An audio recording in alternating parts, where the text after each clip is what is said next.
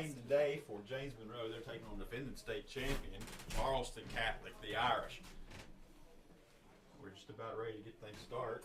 It will be Matthew Stutz on the mound for the Mavericks, and he'll be going up first thing against the Blades.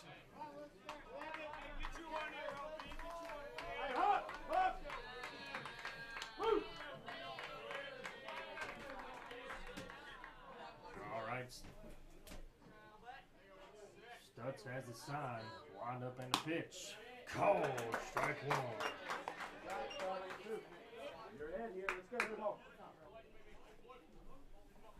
That's the way you want to start right there in a big game. First pitch, strike. Stutz winds and fires. Fouled off. Strike two. Stutz coming in the strike zone aggressive early. 0-2 count here on the leadoff hitter for the Irish. Yeah, the defending state champions here. It's exactly what you want to do. Be aggressive right off the bat and take the field. Exactly right. Stutz has the sign he wants. Lines and fires. A little outside. 1-2 count now on the leadoff hitter for the Irish. Stutz checks in. Ridgway has the sign, winds and fires. Ball's going to be fouled off there.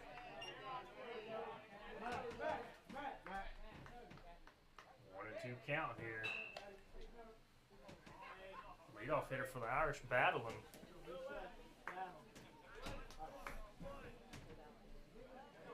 Stutz looking into Ridgway here for the sign. Winds and fires. Will be fouled off, headed our way, just over the top of us.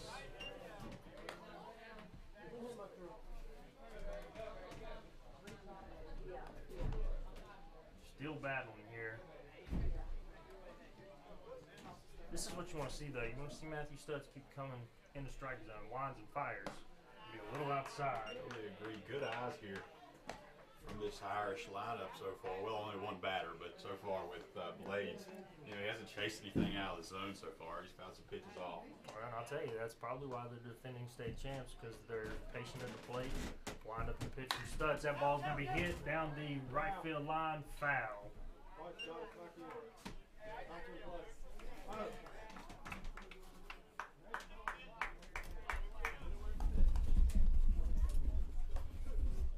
2-2 count still on Blades, the leadoff hitter for the Irish. Stutz has the sign, winds and fires.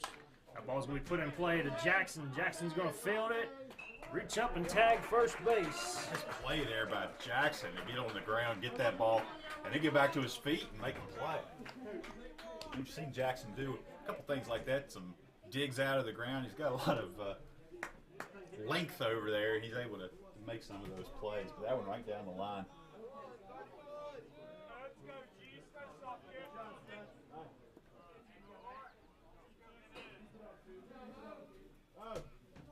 And next up for the Irish, we have Morris. Morris. And he's going to take a strike on the outside corner from Stutz.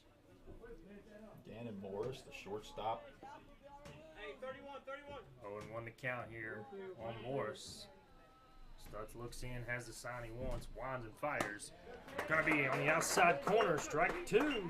Stutz still aggressive here. Matthew Stutz throwing some heat here tonight. Today, sorry, we're used to night games.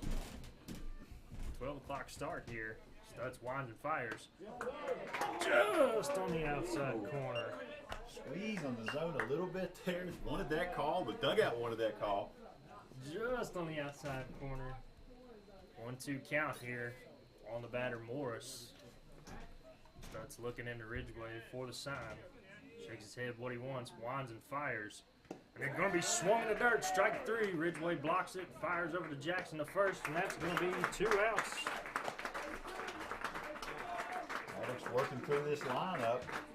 2 up, 2 down. See if we can have a 1-2-3 inning. Like a change up in the dirt there from Stutz to get Morris chasing. Designated hitter DeCoco. Jonah DeCoco coming up. DeCoco coming up to the plate here, number 3 batter for the Irish. Stutz winds and fires. Ball 1 to the number 3 hitter. That's thrown 12 pitches to this point. 13 pitches, hasn't had many out of the zone. Wind and fires. A little high there. 2-0 count. Now on to Coco.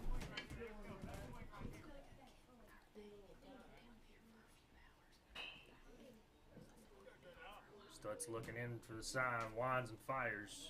And that ball's going to be put in play through the hole between third and short. Left fielder Hodges fields it, throws it in, and lead off, and a runner on here for the Irish. Coco with just a seeing eye single right there.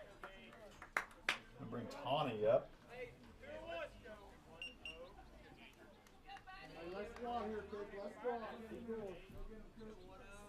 Got 2 outs, runner on first here. Stutz has the sign he wants, winds and fires, and that's going to be high, ball 1.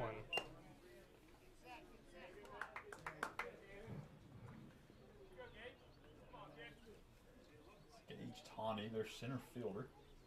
Center fielder batting cleanup here for the Irish. Stutz has the sign he wants, throws the pickoff move, and Coco gets back in safely.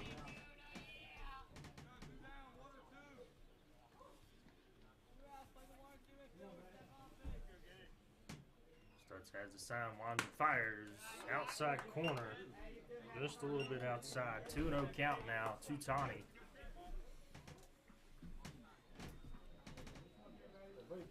All you want right here is Stutz pitching a contact, get the third out here, and get into bat.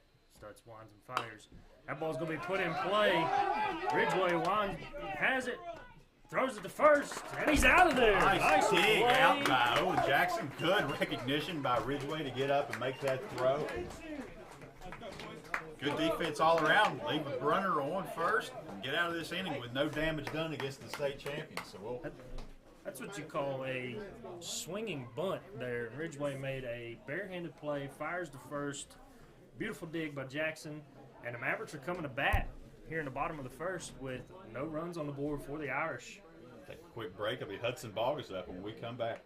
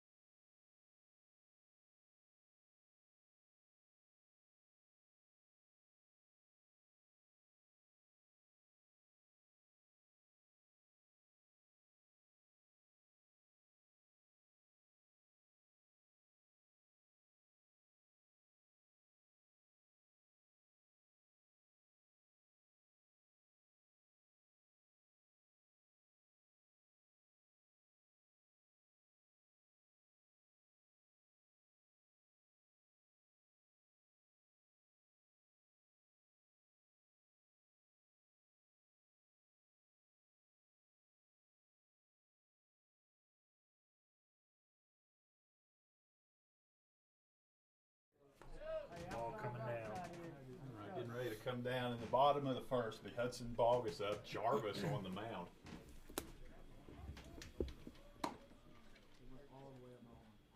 I'm watching this catcher warm up. He's got quite the arm. He's hit that second baseman on the shot every time. So be interested to see if the Mavericks want to test that and try to run, or if they're going to be not quite so aggressive on the base path. Yeah, and I'll tell you, the last game we done, Hudson Bogus, he wasted no time swinging the bat. If that ball's in the zone, Bogus is swinging. Jarvis has the sign he wants. winds and fires. And that ball's going to be put in play by Bogus there to the left field. And it'll be under it. 1 pitch, 1 out. Just like I said, Bogus wastes no time swinging the bat if it's in the zone. Good contact there. Just right to the left fielder. Can of corn right underneath it.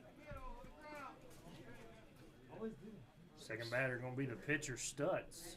Jarvis has the sign, winds and fires. And that ball's going to be put in play. Going to be popped up to the second baseman. Under it there. 2 pitches, 2 outs.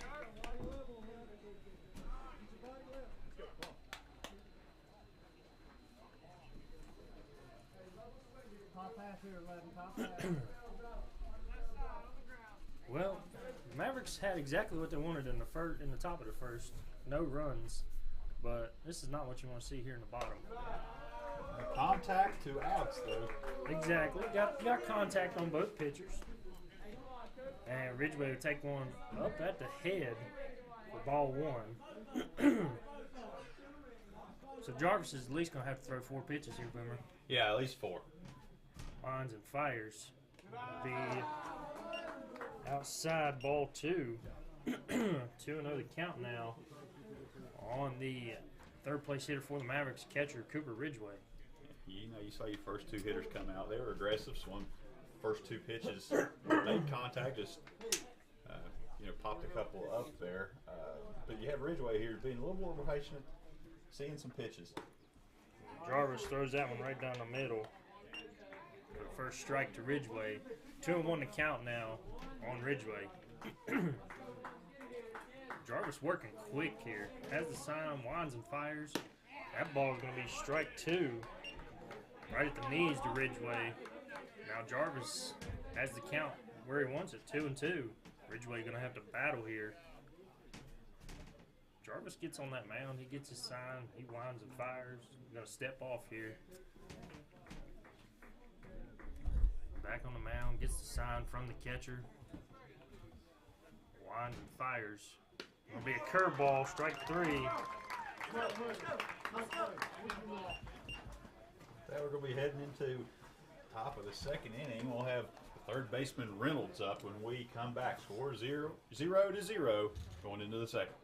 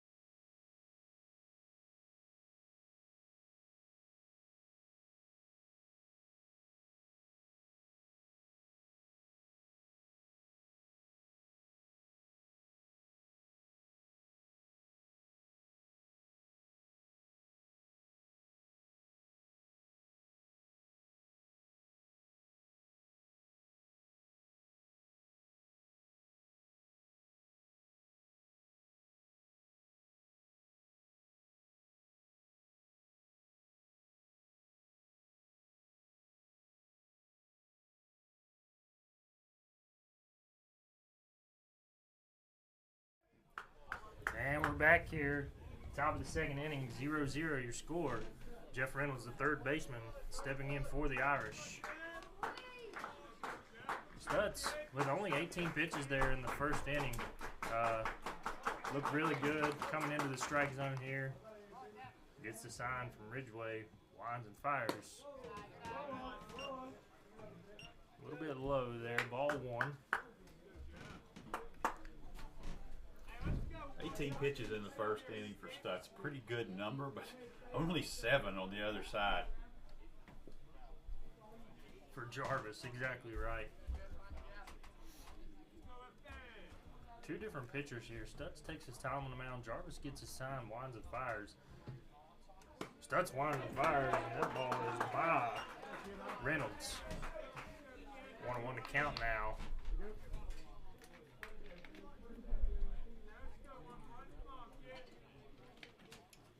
Stutz has the sign, winds and fires. Reynolds thought about it, but holds off there. A good eye there by Reynolds holding back on that. This is multi-sport athlete, also a star on the basketball court, as we saw in Charleston in that AA tournament. Stutz has the sign, winds and fires, and that ball's going to hit him. He was a big part of their victory over Williamstown in that tournament that held them on.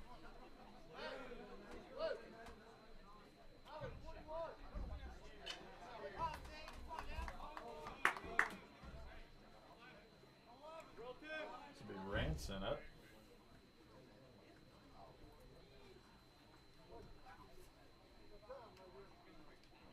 Did you say Ransom? The catcher, Ranson. Ransom was also on the basketball team. He was the starting center for them, so another 2-sport athlete here. Reynolds on first, has his lead off. Stutz fires over, gets back there.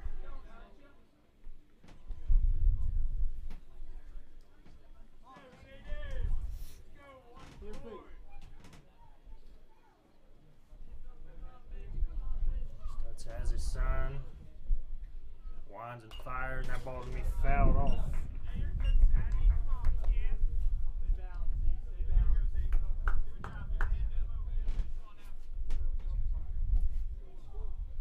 Hayden Ranson started catcher for their team. You don't often see a catcher slash center, but you have one here. Probably 6'1". Stutz fires over. Woo! Hey there. Very close play at first. Gets back just in time, slides that hand in under the tag. Good move to the first by Stutz. See if that keeps him a little bit closer to the bag. Called strike on the outside corner. 0-2 count here to Ransom. I tell you, remember I seen something in the major leagues where they can only throw over twice.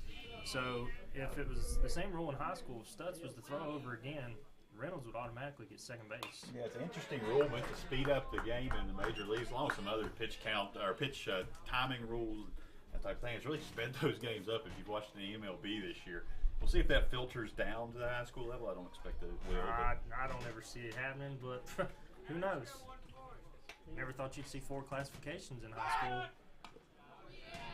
So it's not shy to go over there. He I think they're worried a little bit about Reynolds' speed, able to take that base, and they're wanting to keep him close on that bag. definitely keeping him a little close there. He's a little weary about it. That ball's going to be put in play. That's in the gap. It's going to get down.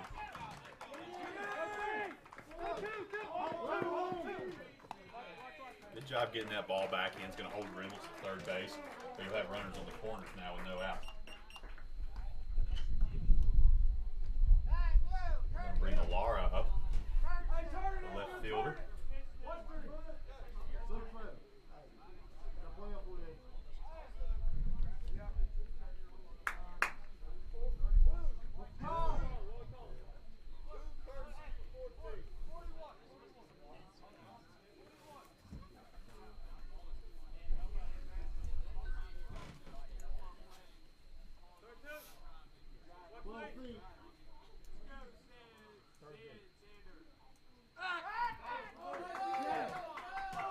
Oh, throws it away. Had him there.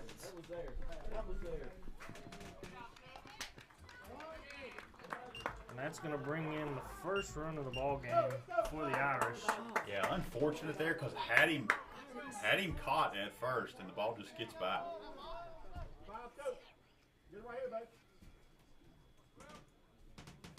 Yeah, Yeah, good move there by Matthew Stutz. Just couldn't convert the throw. Had it there. That ball's going to be high.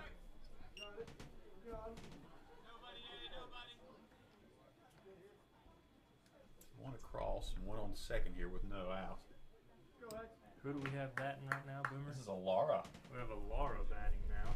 left fielder. Xander Alara. Stutz has the sign he wants. Checks the runner at second and steps off.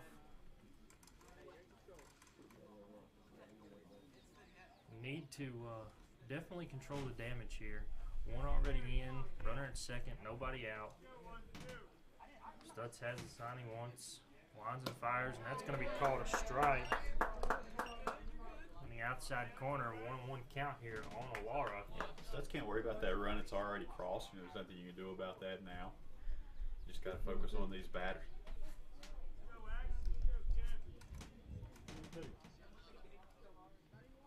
And steps off there once again.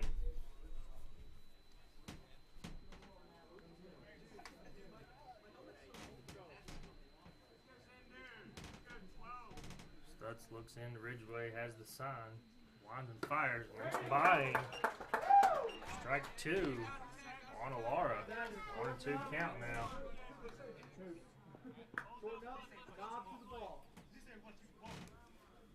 1-2 count, nobody out, runner at second for the Irish. Stay, honey. Stutz steps off, fires to second. August is there, but courtesy runner gets back.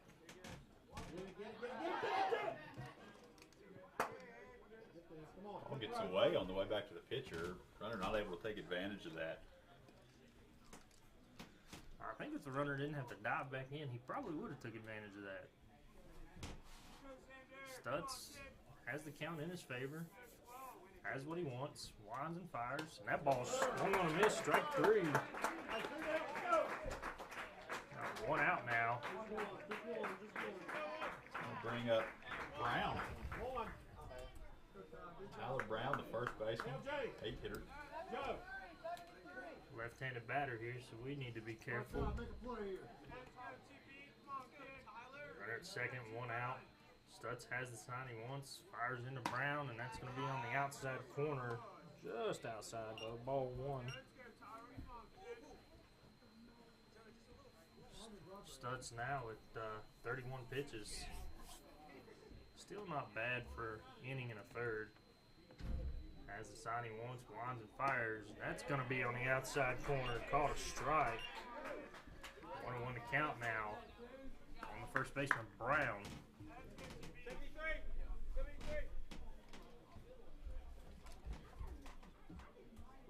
Stutz looking into Ridgeway, has the sign, winds and fires, and that ball is going to be put in play. That's going to be back to Luke Jackson. He's underneath it. Can of corn fires into second baseman. So brave play there. Is deep into center field. But you saw Charleston Catholic aggressive with Ranson going from second to third. That's on the courtesy hit runner. Courtesy runner. That is not Ranson. Ranson. He's the catcher.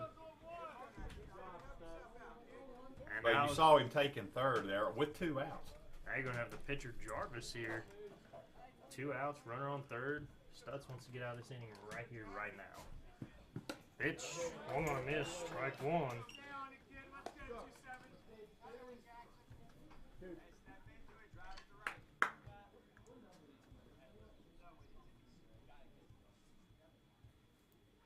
Runner at third, 2 outs. Stutz don't need to worry about that runner at third at all. He needs to worry about the pitcher. We're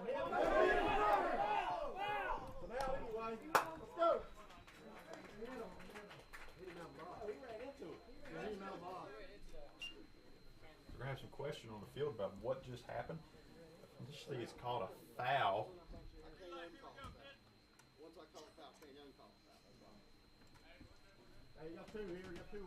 Called a foul. Possibly called it early because what happened, actually, that was a fair ball that was booted by the runners who went by, which is an out. Exactly. He bunted the ball, ran into it in the field of play. That's an automatic out, but the umpire done called it foul, so Has to stay a foul ball. That ball's going to hit down the third base line. Foul. Third base coach almost able to field that with his open hand. Maybe a former shortstop there. That count will stay at 0-2 on the foul, but yeah, that's a fourth out that we're going to get in this inning. Yeah, definitely want to get this out right here. Stutz has the sign, lines and fires. Strike 3, ball by the catcher. Ridgeway fires, got him out at first though. That was going to score the run if he hadn't been able to make that play on the pass ball. But they get it, hold to 1 run. So after 1, it's only 1-0. We're going to head into the bottom of the inning, and it's going to be Luke Fraley coming up. So we'll be right back with that.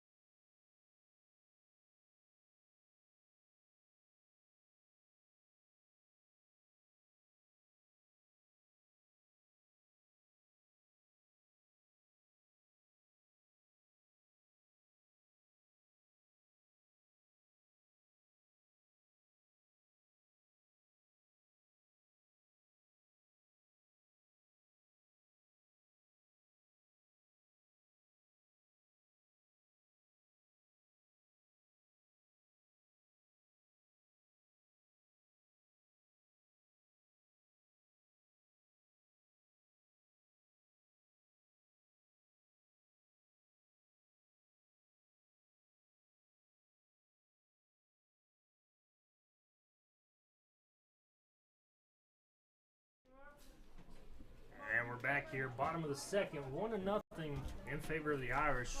Luke Fraley stepping in for the Mavericks, playing third base here today. Jarvis, first pitch. Fraley all over that one though, foul ball. Fraley coming off a 2-for-2 game the other night with 4 ribbies. Looking to keep that bat hot here, start the bottom of the second for the Mavericks. Jarvis steps off the mound, didn't like the sign he got there. Steps back on, winds and fires. Called strike 2. 0-2 count now on Fraley. Anytime you get an 0-2 count in high school baseball, you gotta watch out for the off-speed pitch. Jarvis throws a fastball a little high. 1-2 count now on Fraley.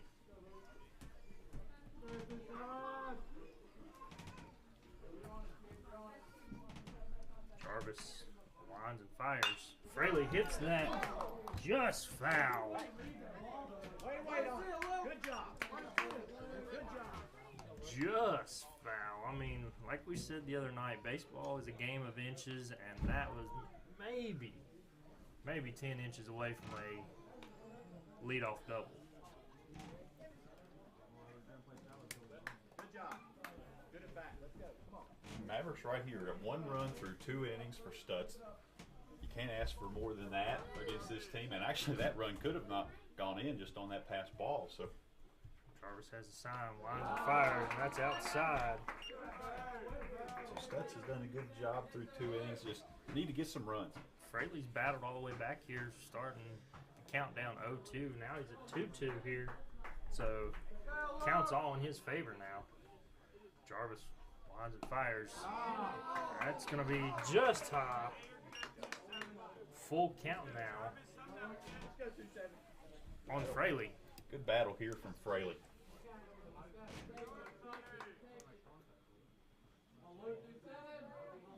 Jarvis has the sign. Lines and fires. Going to be swung on a miss, strike 3 there. 1 out. As we're going to have the first baseman, Owen Jackson, stepping to the plate.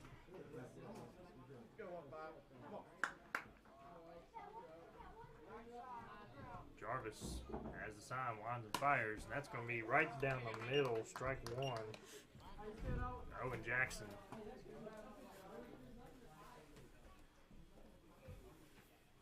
Jarvis already ready, has the sign, winds and fires, and that's going to be almost to Jackson's head.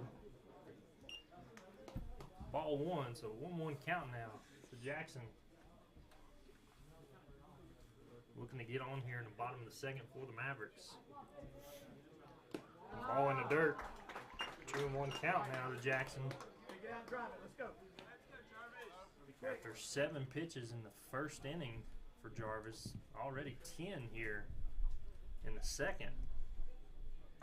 So Fraley with the first batter made him work, and Jackson hits the ball over through the first base side for a base hit. And that'll be the first hit for the Mavericks. Nice piece of hitting there by Owen Jackson. Having that ball travel a little bit, taking it to right field. Base knock, runner on first, 1 out, and a designated hitter, Big Junior Jones, stepping to the plate. And I'm going to tell you right now, Boomer, with Jarvis throwing as hard as he does, if Jones can make just some solid contact, this thing might go a ways. Absolutely. You know, Jones has yard power. Jarvis winds and fires. That was a yard swing. Safe. He gets by the tag. Missed the tag there. After us talking, the catcher pulled the second baseman off. Second base did a fantastic job. Our shortstop did a fantastic job of trying to get that tag back around, but slippery Owen Jackson just got right by it. And we're going to have the Charleston Catholic head coach come out and talk to the field umpire. No replay in high school baseball. I'm going to ask the home plate umpire if he's seen anything different, and I'm going to be shocked if he says anything. No, I don't think you could overrule there's that call. no From the way. guy on top. I mean, the guy, second base umpire was in perfect position. He was behind the play, right on the side where the tag would have occurred. If he couldn't see it, nobody could. Exactly right. We're going to get the call here. And I think the coach is kind of saying that Jackson went out of the baseline, but I'm going to tell you from our vantage point, Jackson was still in the baseline, just avoided the tag from the shortstop. Yeah. I mean, the baseline a little fuzzy as you go down between first and second and third. There's going to be some leeway on where that runner can get to, unless you're clearly running out to avoid a tag. And he was in a slide as he did that, so there's no way that argument's going to hold up. Jarvis have a runner on second. Has the sign. Winds and fires. Oh, low. 1-1 count now on Jones. Owen Jackson after that steal on second base. Jarvis looks back, has the sign, winds and fires, and that ball's going to be put in play to the right fielder. Right fielder's under it.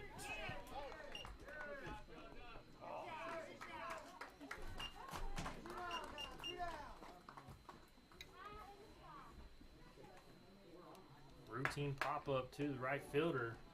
And he's under it for a can of corn. That's going to be 2 outs. And that's going to bring up Bryce Neal, right fielder. So if Neal can find a hole here, he's going to score Owen Jackson, who has plenty of speed. Jackson's going to be able to go on contact. Jarvis throws one in the dirt, ball 1. Good block there by the catcher, Ransom.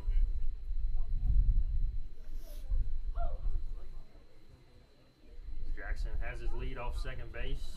Jarvis looking in, has the sign, winds and fires to Neal, and Neal fouls it off there. Let's go. Bring it to me. Bring it to me. Let's go. 1-1 count now on Neal. Yeah, 2 outs. Jackson's running on contact. So anything in the grass, into the outfield. Outfield's playing pretty shallow, though. So I don't know if they'll test it or not, but we'll see. Need Neil to put the ball in play here, and that ball's going to be put in play to the shortstop.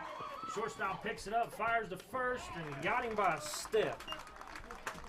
Just made good contact to hit it right to a guy. And that's kind of how baseball goes. That'll leave a runner stranded on second. We'll be back with the Top of the top third. of the third coming up. Score 1-0. Don't go anywhere.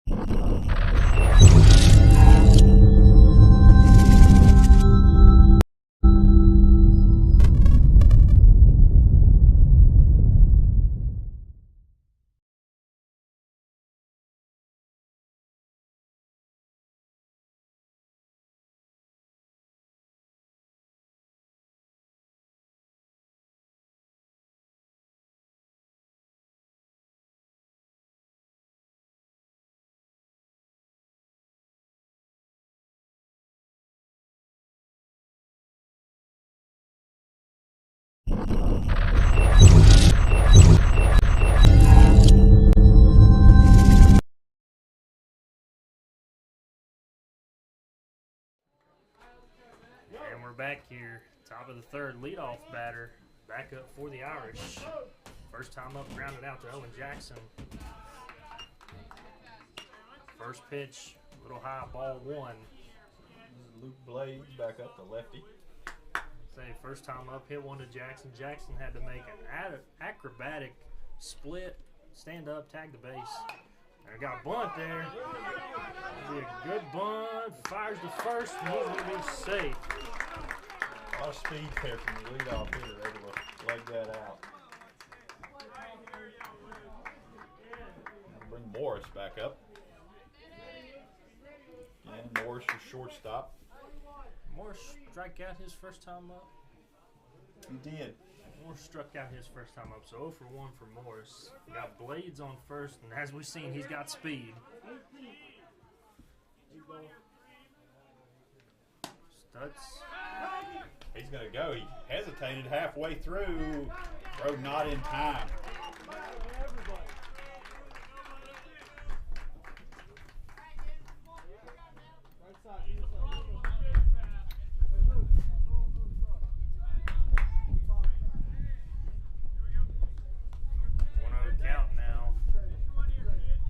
Shortstop, runner at second, nobody out.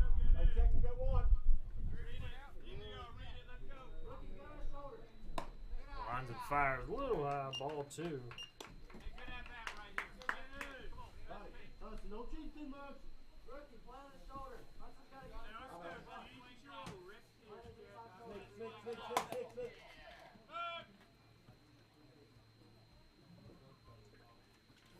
Charleston Catholic showed up with a pretty decent crowd here supporting their team. And of course, a big program for them. They're able to make that, little under 2 hour drive down from Charleston to inside. Stutz has the sign, steps off there once again.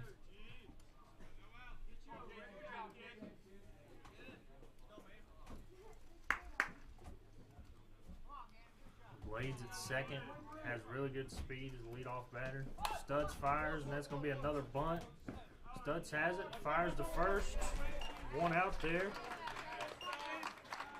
Runner able to advance to third on the bunt. Sacrifice bunt there for the shortstop. So, back-to-back bunts here for Charleston Catholic in the top of the third. So maybe the coaches have seen something different. Maybe. Stutz winds and fires, and that ball's going to be popped up. Pop up from DeCoco, the designated hitter. You got to play ball one, or strike one, I'm sorry. 0-1 count here on to Coco. 22. Had a base hit through third and shortstop his first time up, if I recall. That's right. Stutz has what he wants, looks into Ridgeway, winds and fires, and that ball is by him. Strike two. Little off-speed pitch there by Stutz. Has the Coco a little ahead of it. So 0-2 count here on the Coco. If I'm Stutz, I'm probably going to try to throw one away here, make a chase. And he does. He throws it a little high. Gets out of the glove of Ridgeway, but no advance there by the runner at third, Blades. 2-0 count, you have that option of throwing away a couple of pitches. You're trying to get a chase and a strikeout, which would be huge with the runner on third and only one out. Exactly right. Stutz has the sign he wants, winds and fires. And in the dirt, good block there by Ridgeway. Ridgeway saves a run there, a lot of speed on third base. 2-2 count now on to Coco. After Stutz getting him 0-2, needs to put him away right here on this pitch. Stutz has the sign he wants, looks into Ridgeway, winds and fires, and that ball swung on a miss. Strike three. Huge strikeout there from Matthew Stutz. Able to come in and get that second out with the runner on third. So now any out will get them out of this inning without giving up that run. If you could hear that from the field of play, it was a foul tip, but hung on there by Ridgeway. Gage Tawney, the center fielder, back up. A little bit high, looks like. I believe Tawney took a base on a hit by pitch last time he was up. I think, no, that was Reynolds, the next batter. Check what Tawney did. I think Tawney flew out to center. Called strike on the outside corner. Right. Yeah, he was having that back. Flew one out to center his first time up. Yeah. So 0-1 on the night for Tawney. Stutz looking into Ridgeway, has the sign he wants, winds and fires, a little outside. Ball two. 2-1 count now on Tawney. If you're the Mavericks, you want to hold this runner here at third, go into the bottom of the third, down 1-0. A little high, ball three. Yeah, I think you want to go right at this guy because you have Reynolds up right after him. So Stutz needs to settle down right here. Has the sign, winds and fires, outside corner, ball four. Runners now on first and third, 2 outs. Stutz up to 51 pitches here in top of the third inning. Still not bad. no, still pretty good for that far into the game. Now we have Reynolds up to bat, third baseman. First time up was hit by a pitch.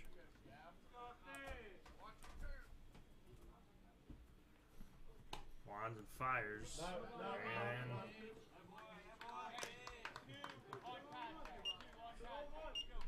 Tawney takes second. So 2 outs, runners on second and third. 1-0 count here on Reynolds. Stutz has the sign, winds and fires, and it's going to be a little low. 2-0 count on Reynolds. He does have a base open.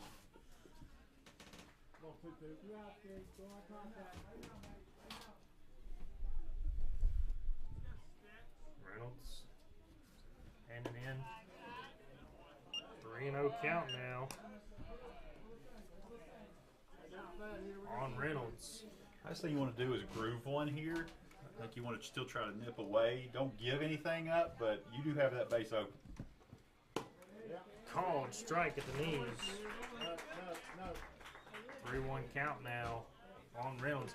Another thing you don't want to do here is you don't want to put Reynolds on because you have Ranson coming to the plate next, and he drilled one in the right center field gap for a single his first time up.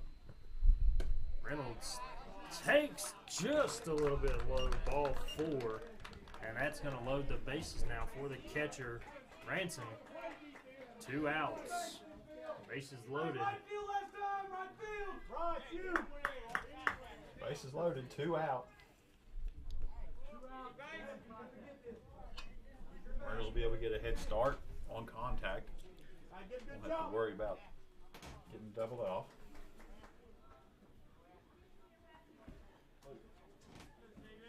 Stutz has the sign he wants, winds and fires, and that ball is going to be put in the play, field of play. That's going to score 2 runs.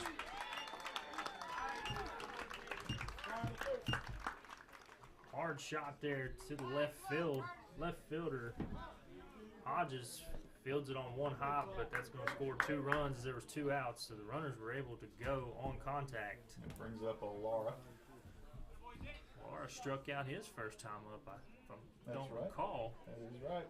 So 2 outs, 2 runners on. Stutz has already got Lara his first time. Let's see if he can't get him out right here. Still just 3-0. This is the first 2 RBIs of this game as the first run came on the air. Ball 1 on the outside corner to Lara. If you're Stutz, you want to go right after this guy. Yeah, you don't want to stop the bleeding right here. Keep this thing Stutz close. fires over to second, and Reynolds dives back in there just ahead of the throw.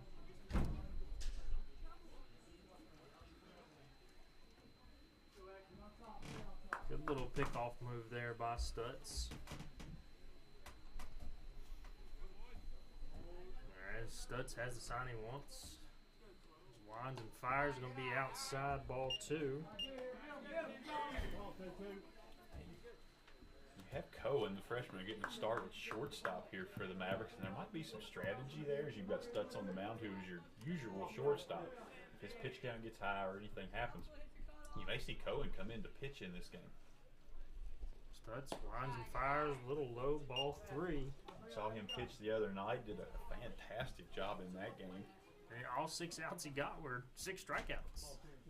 And I'll tell you right now, if this runner gets on base via a walk, I think you're going to see probably a mound visit. Stutz winds and fires, and that's going to be ball 4. And just as I called it, Boomer, we're going to see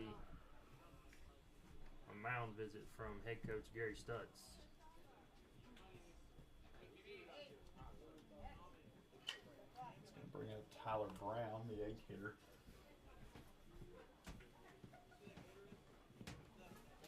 Go for 1 to this point in the game.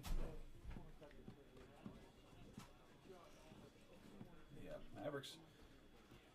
A lot of pitches in this inning, but not a lot on the scoreboard so far. Just 2 runs across, but bases loaded, and all this has been done with 2 outs. Brown, what did he do his first time up? Put a ball into play that was out. I do not recall the specifics of what that was. That might have been the swinging bunt there to Ridgeway. Picked it up and fired to first. Left-handed batter Brown. Stutz has the sign, winds and fires, and that's by him, strike 1. So mound visit, go out, calm your pitcher down a little bit. Probably go out there telling him this is number 8 batter, so Yeah. go out there, fire in the strikes, let your defense do the work behind you. Stutz has the sign, winds and fires, and that's going to be called strike 2. A young pitcher, you can get out there and get into that kind of situation where it feels like you've been batted around a couple times. You've only given up 2 runs, and you got to sometimes be reminded of that. Hey, you're not in a bad position here. Just get this out, and we're good. But recall, though, Stutz not a young pitcher. Stutz just got him out right there, strike 3. Yeah, mound visit did the trick.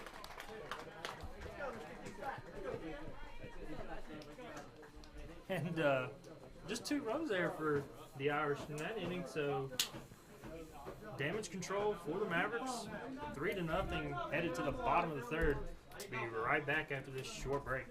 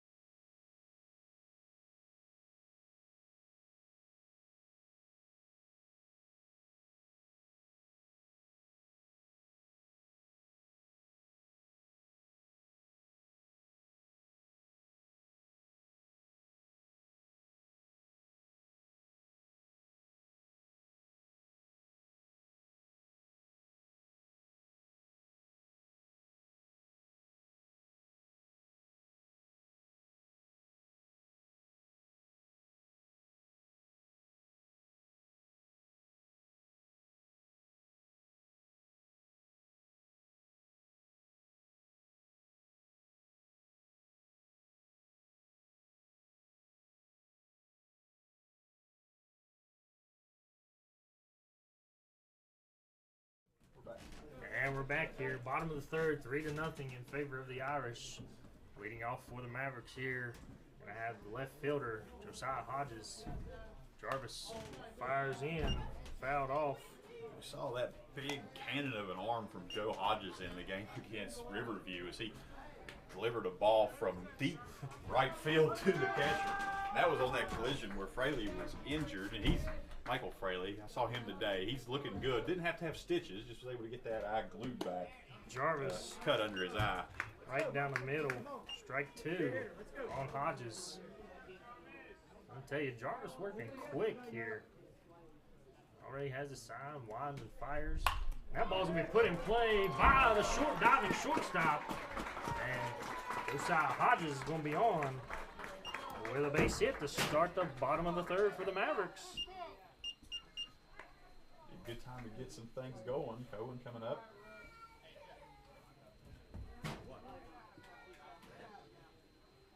Number 9 hitter, shortstop, Carson Cohen.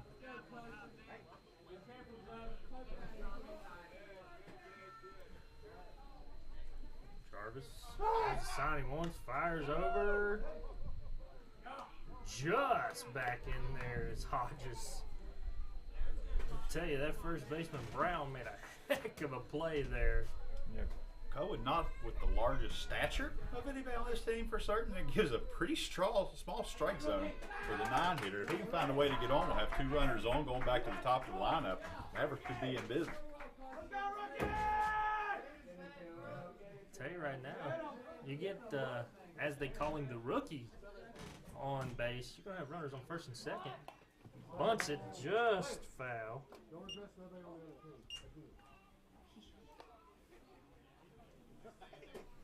Like I said earlier, Carson Cohen, a lot of speed.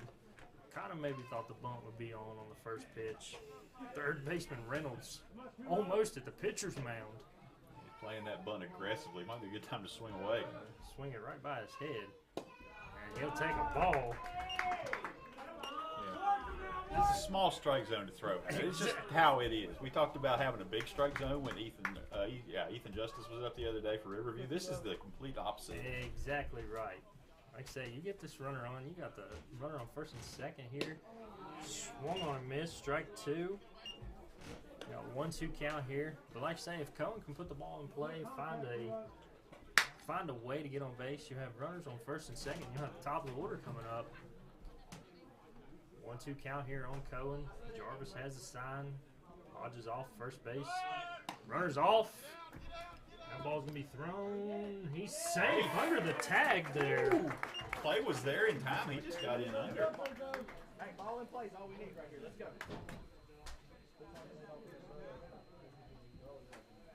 2-2 count.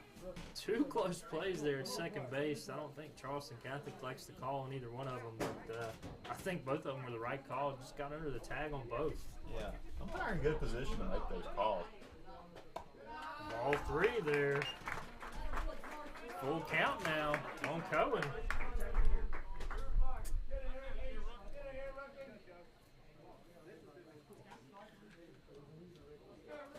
Full count. Hodges on second base. Jarvis has a sign, winds and fires, and that's going to be bang. Strike 3. Well, it's a good fight, but that's going to bring us back to the top of the lineup. And like I've said many times, Boomer, if the ball is in the strike zone, Bogus is swinging. So if he can put the ball in the green grass in the outfield, Mavericks might score a run right here because Hodges has some speed at second base. Speaking of that, Bogus has only seen 1 pitch in this game. As he got on the first pitch and drilled it into left field, but play was made. Jarvis has the sign. And steps off. There's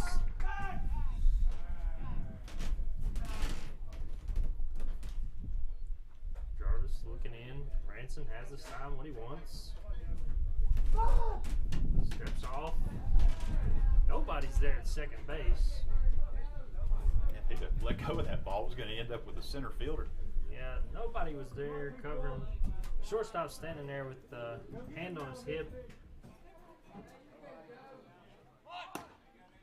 First pitch right down the middle.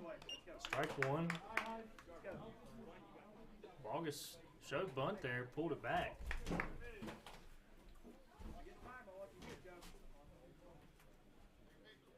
Jarvis has the sign.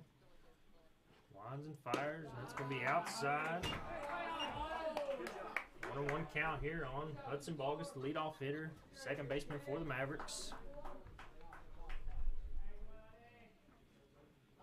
And field umpire calls a timeout, and he's got to talk to the pitcher.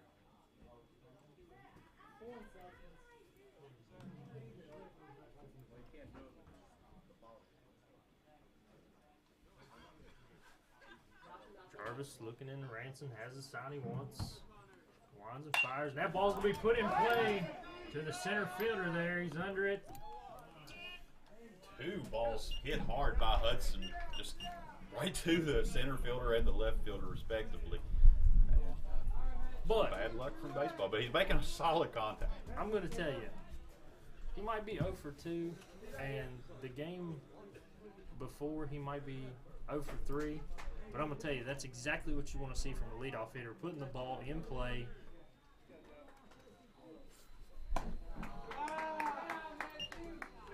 As the season comes around, though, Bogus will get some of those breaks, and some of the balls will fall into the field of play.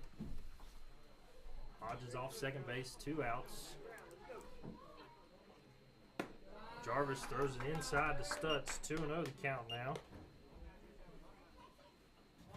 Number 3 hitter, catcher Ridgway on deck.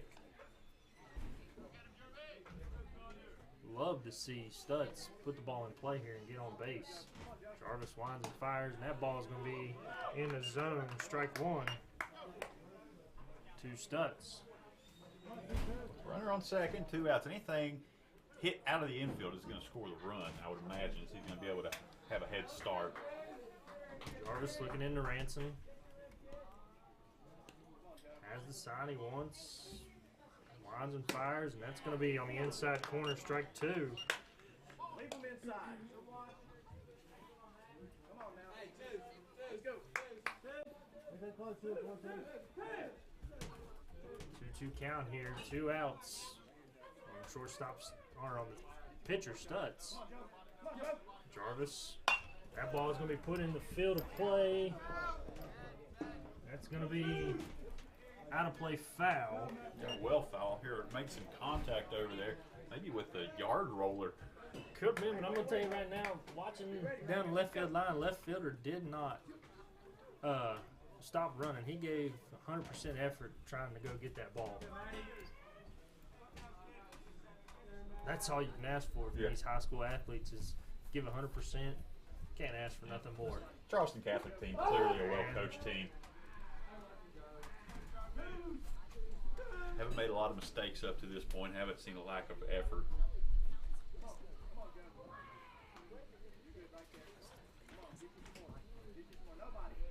Jarvis has a sign. Ball's outside. Full count now here to Stutz.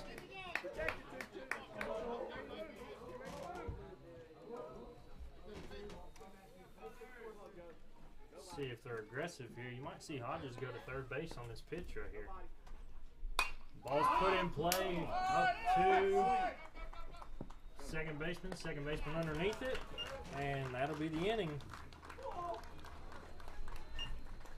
So runner left stranded on third. We'll be heading into the top of the 4th inning. Score 3-0. Mavericks hanging around, need to find some runs.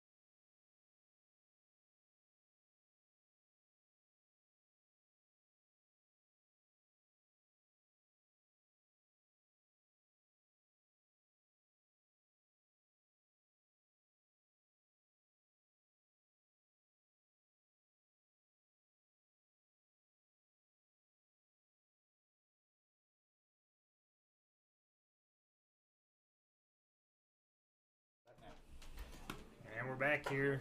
Top of the fourth inning. Still just 3-0 in favor of the Irish. Matthew Stutz starting his fourth inning of work here. 64 pitches.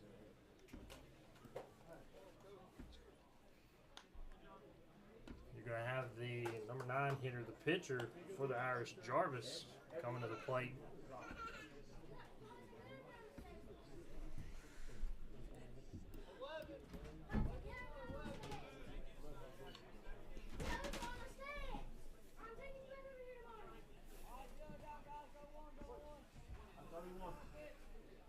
Stutz has the sign, winds and fires. That first pitch is going to be put in play to the center fielder, Jackson. One pitch, 1 out. Can't ask for better than that. That brings back to the top of the lineup. Blades again. Blades put down a beautiful bunt down the third base line first time up and beat it out by probably about a step. Stutz has a sign, winds and fires, and Blades is going to take one on the outside corner. Strike 1. 0-1 count here to the leadoff hitter, Blades. Stutz has the sign. He went definitely 0-2 count now on Blades. Stutz up to 67 pitches here in the fourth inning. A quick inning would be a really good thing for him. Exactly right, especially when you got 3, 4, 5 coming up in the bottom of the fourth for the Mavericks. Stutz winds and fires. That ball's going to be put in play there.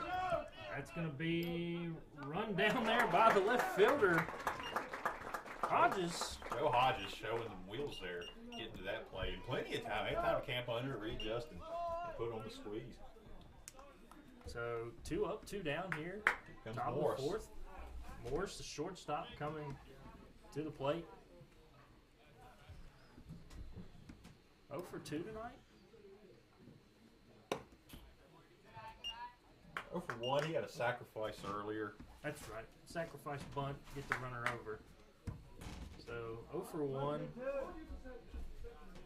1-0 count here to Morris. Stutz winds and fires. That ball is going to be. Woo! That ball looked like it was right there at the chest of Morris, but umpire called it just a little bit high, so it's going to be 2-0 count now. Stutz winds and fires. That ball's going to be a little bit high. 3-0 now.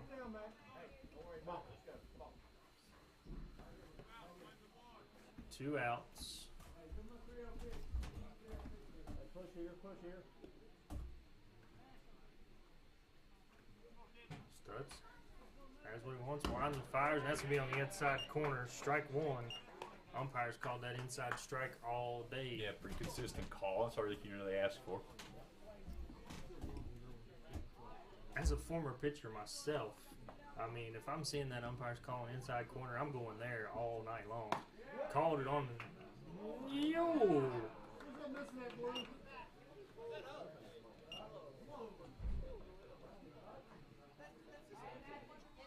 So that's going to be a ball 4. I think that's going to be Stutz's first walk Yeah, I believe that's right. of the day. 2 outs. Brings the Coco, the DH up. 2 outs. Nothing hurt here for the Mavericks. DeCoco 1 for 2. I believe so. Pickoff move to first, and Morris back there easily.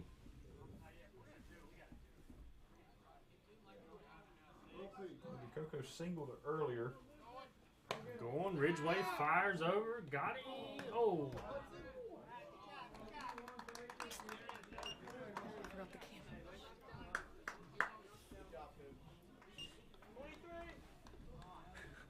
ball 1 there to Coco. Runner at second base, 2 outs. Still nothing hurt for the Mavericks. Just get 1 more out here, and you're going to the bottom of the 4th. Stutz has the sign. A little high there, 2-0 count.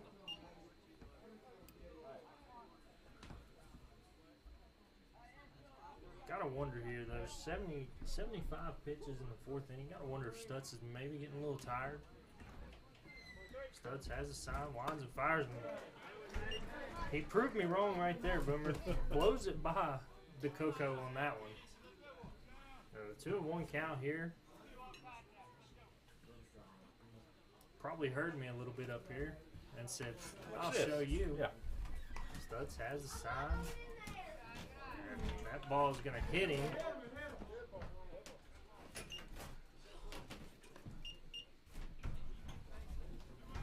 Two outs. Runners on first and second now. We're going to have the center fielder, Tawny. Center fielder Tawny coming to the plate.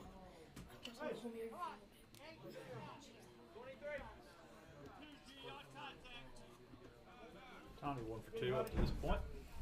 Struts, winds and fires. That ball's going to be fouled back in the field. Hopefully it doesn't go after my car. That's the only thing you worry about here in Linside is foul balls finding your windshield. Yeah, some of the less brave patrons park over toward the softball field or the... That ball's going to be put in the field of play. Jackson looking for it underneath it. And has it right at the fence. Play on the fence, almost into the fence. Able to reach out, feel that, and put on a squeeze. No runs cross here in the top of the fourth. We're heading to the bottom. We'll be right back.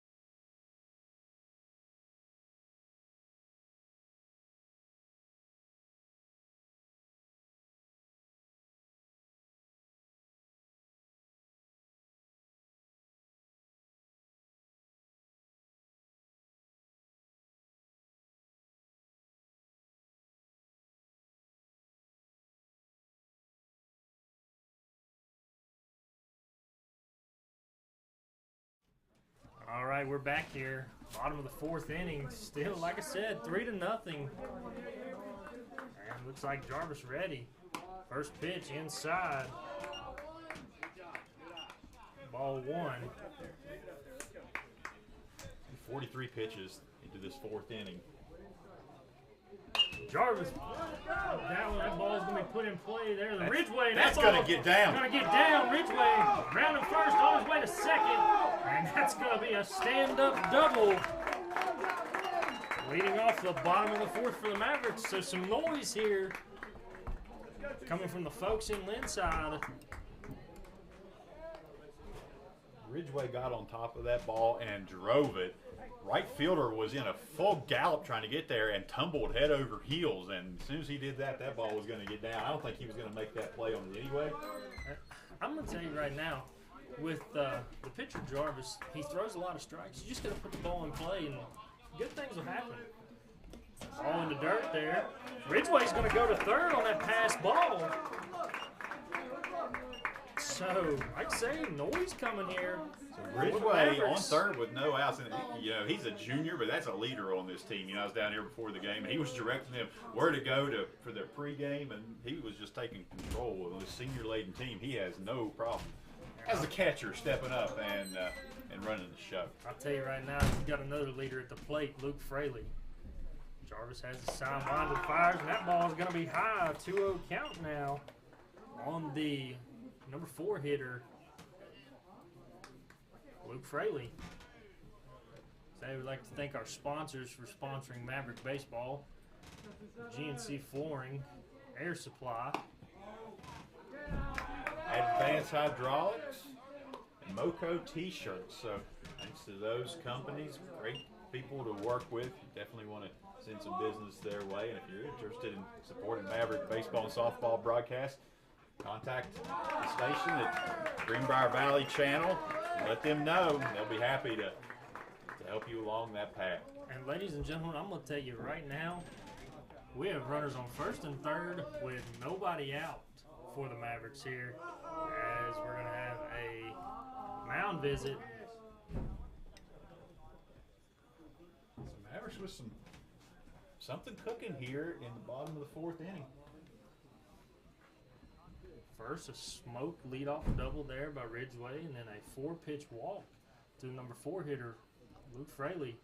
Now we're going to have the first baseman, Owen Jackson, coming to the plate. 1 for 1 today.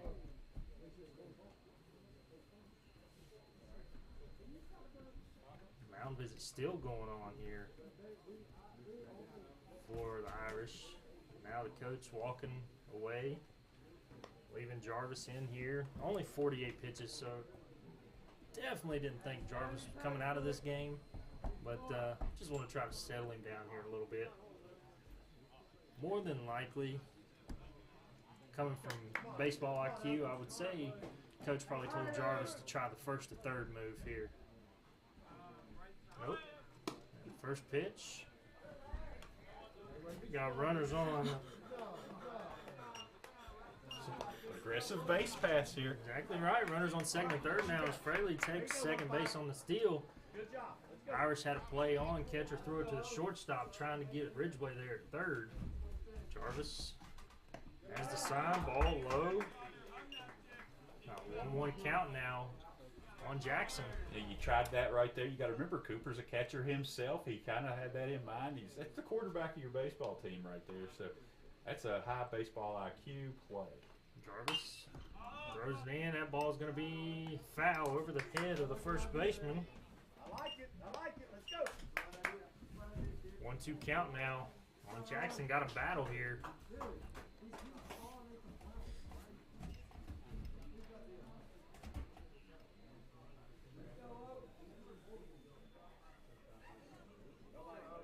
Jarvis looking in. Ransom has the sign. Winds and fires. That ball's going to be fouled off there by Jackson, so a battle in there. 2-out approach from Jackson, just keeping his body still, reaching out and getting the barrel on the bat, or hit the barrel on the ball, and trying to get something poked through. 1-2 count here on Jackson. Jarvis has the sign he wants. Winds and fires, and that ball's going to be fouled off once again by Jackson.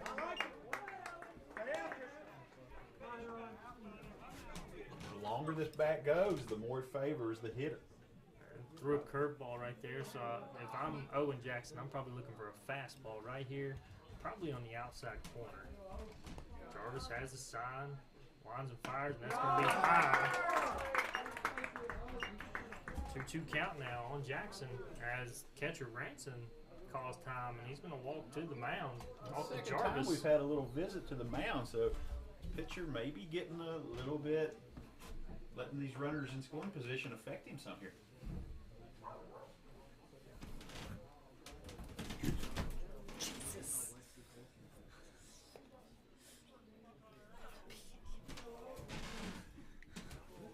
Beautiful day here. After a big rain last night and this morning, softball game got delayed out.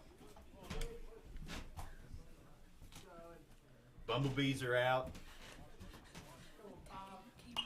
Foul ball once again by Jackson. Jackson battling here. Like I say, every pitch that Jackson fouls off, that's another pitch to add to Jarvis's pitch count. 2-2 count, no outs. Runners on second and third here for the Mavericks. Fraley off second. Ridgeway off third. Jarvis has the sign, winds and fires, and that's going to be buying. Long battle ends in a strikeout, but just the first out. Right now you're going to have the big DH, Junior Jones, step to the plate. Jackson's looking to put that ball into play somewhere. Jones is going to be looking to hit that building on the other side of the road. Jones' first time up, he flew out to Put the tater on the stick. fires in there. Ridgway's going to score from third. Ball's coming in, but he'll be there. And Fraley's going to go to third on the pass ball. That's going to put the Mavericks on the scoreboard. Pickoff attempt does not work in the favor of the Irish as Jarvis throws it into center field. Ridgway with heads up runs home. Fraley watching the throw from center fielder to Ransom, the catcher, overthrows the catcher, and Fraley now at third with only one out. You know, we had talked about this the whole game. Several times he turned around and went to make that throw, and there was nobody there. And the ball was going to end up in center field. And that time he gets by the second baseman. That's exactly what happened with runners on. That ball is going to be right down the middle, strike one.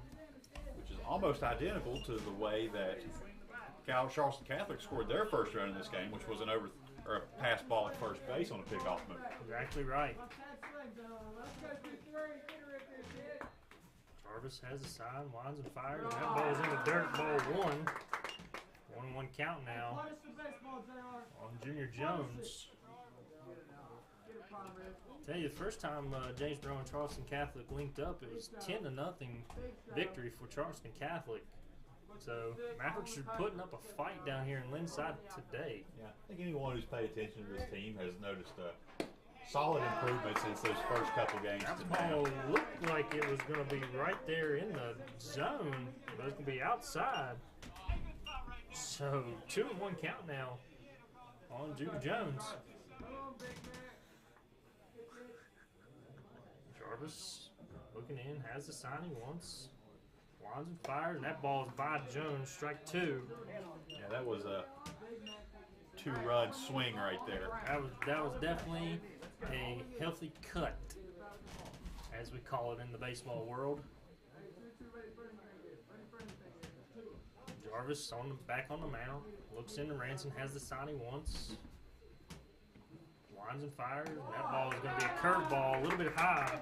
Full count now to Junior Jones with Bryce Neal waiting on deck. Neal put the ball in play his first time up. Ground out to the shortstop. Jarvis back on the mound. Fraley dancing off third base here. Jarvis lines and fires, and that ball's going to be put in play. That ball is foul, but that had home run distance there. Gonzo distance, but just hooked a little bit foul.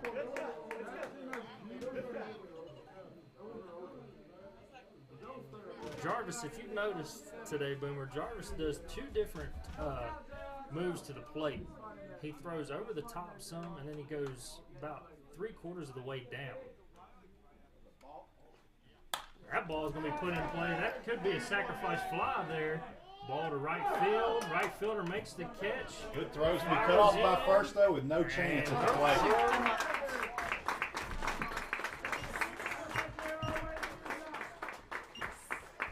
So sacrifice fly, RBI for Junior Jones.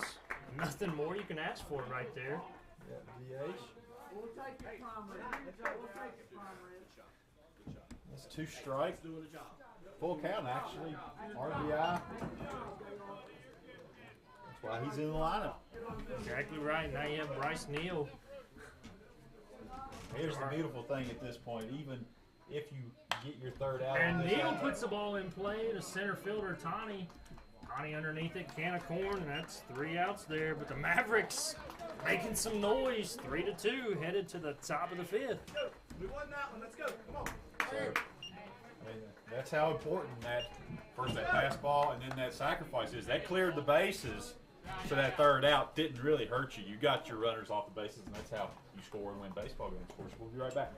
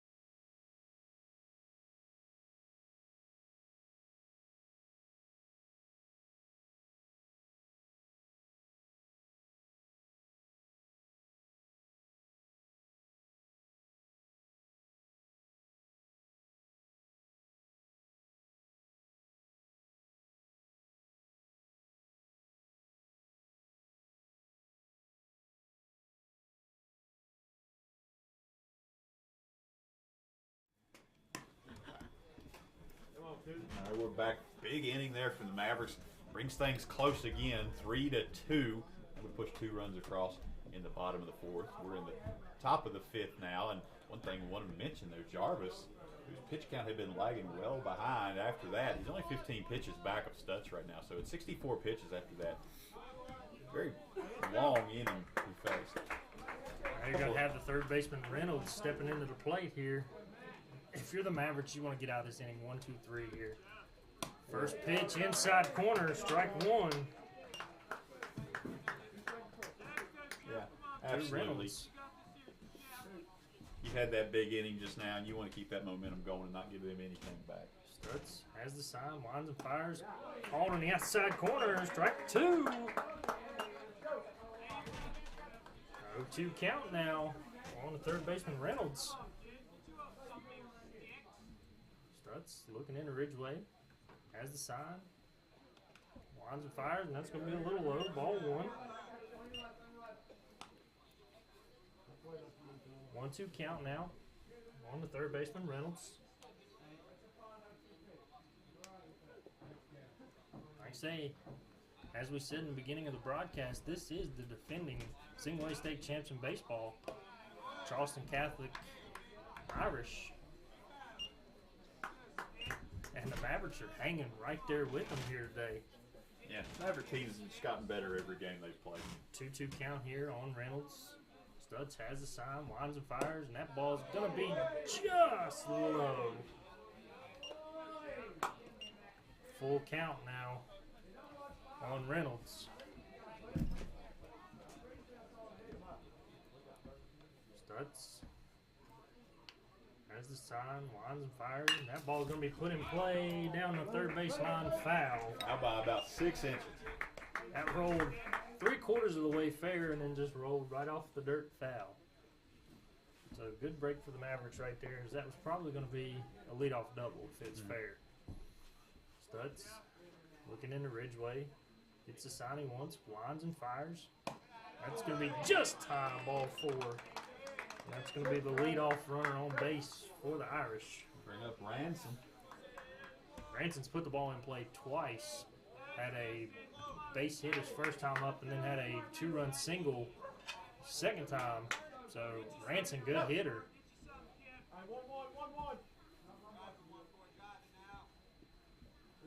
It was Alara who had the 2-run single. Ranson. First pitch to Ranson. Umpire flinched a little bit, but he called it a ball there. Ball 1.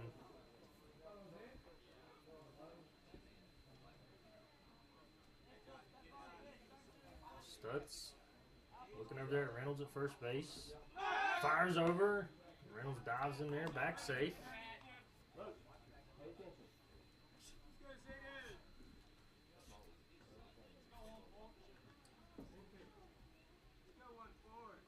Stutz has a sign, winds and fires, and that ball is going to be by catcher Ridgeway. And he'll go to second base there on the pass ball. So runner at second, nobody out.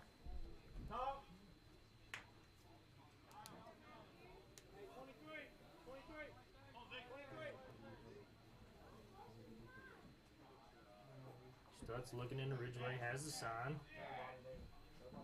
Winds and fires, and that ball's going to be by him, strike 1. This pitch right here will be number 90 for Stutz. So Stutz has battled here all day. 4 innings, only gave up 3 runs, 2 of them earned. Stutz winds and fires, and that ball's going to be, oh! Just. Really wanted that call. No outs, runner on second. So 3-1 count now on the catcher Ransom. That, wow. I don't know what to tell you on that one, Boomer. Stutz has the sign, winds and fires, and that's going to be ball 4.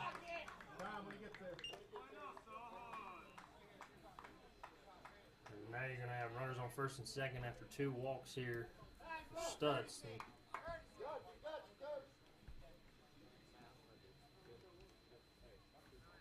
91 pitches here for Stutz, and Laura. looks like we might have a pitching change here. We are. We're going to have the freshman, Carson Cohen.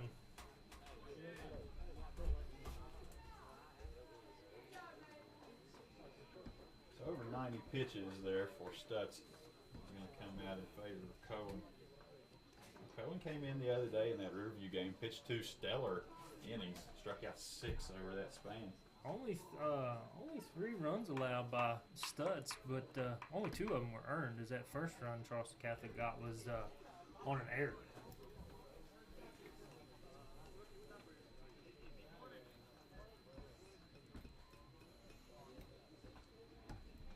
So we're gonna let Carson Cohen, nicknamed the Rookie, warm up here and Take a break. be right back.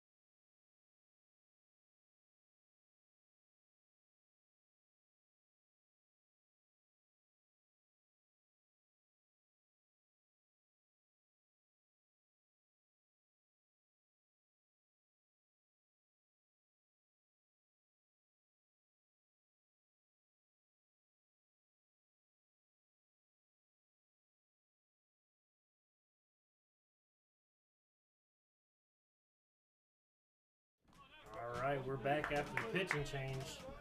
Freshman Carson Cohen coming in. Big spot here. All right, runners on first and second here, nobody out. And Alara coming to the plate. Cohen has a sign, winds and fires, and that's going to be just low. Ball 1. We saw Cohen come in the other day and strike out 6. It's a different caliber team than what they were facing that night for sure. Cohen with a pickoff move to second. Ball back to him. Reynolds back easily.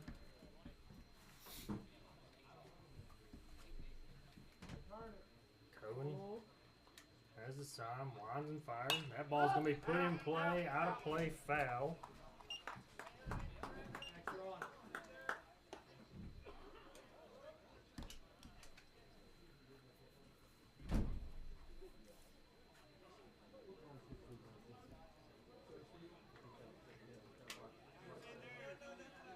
Cohen looking into Ridgeway. Has the sign, winds and fires. That ball's going to be... looked like right down the middle. Looked like right down the middle, but it'll be called inside ball 2. Cohen has the sign, winds and fires, and that ball's going to be put in play. Bunt, foul. 2-2 count now on Alara. Take the bunt off the table with 2 strikes now. I'm going to tell you right now, Boomer, I've not seen a prettier curveball called a ball in my life. That thing looked like it broke right over the heart of the plate. Cohen looking into Ridgeway, has the sign.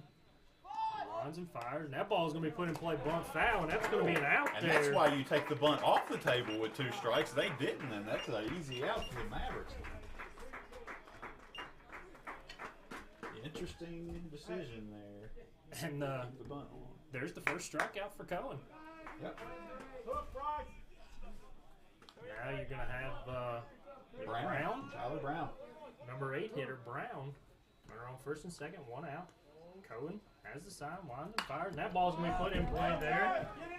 Luke Jackson underneath it, can corn, fires it into third. Beautiful throw to third.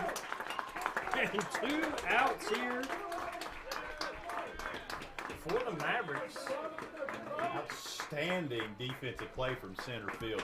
I'm going to tell you, Luke Jackson has made 3 beautiful plays there in center field today. You know, I was just thinking, I wonder, with the nickname The Rookie, I wonder if that's from the movie where the kid breaks his arm and he comes in for the Chicago Cubs. Rookie of the year. Rookie of the year. I'm wondering if that's where they get it from, because like I say, this is a freshman playing varsity baseball against the defending state champs, and he's in a big spot here. After that pass ball, runners advance, go to second and third. 1-0 count. Ball's put in play there to right field. Right fielder Neal has it, and that's going to be the out there. No runs scored. As Carson Cohen comes in, runners on first and second, nobody out, no runs in for Charleston Catholic. Mavericks coming to bat here, bottom of the 5th. Only down 1, 3-2. We'll be right back.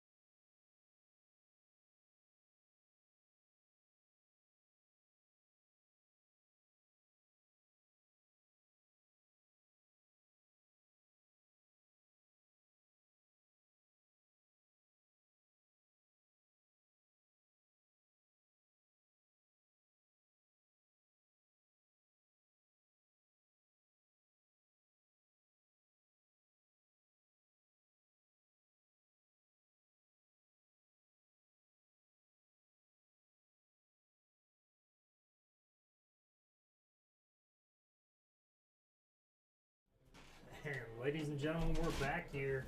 Bottom of the 5th inning. Your score, 3-2 in favor of the Irish. But I'm going to tell you, that top of the 5th, if the Mavericks come back and win this game, we're going to go back to that inning right there. Carson Cohen coming in, runners on first and second, nobody out. And he comes in, gets 3 outs, doesn't allow a run to score. First pitch there from Jarvis to Josiah Hodges is fouled off.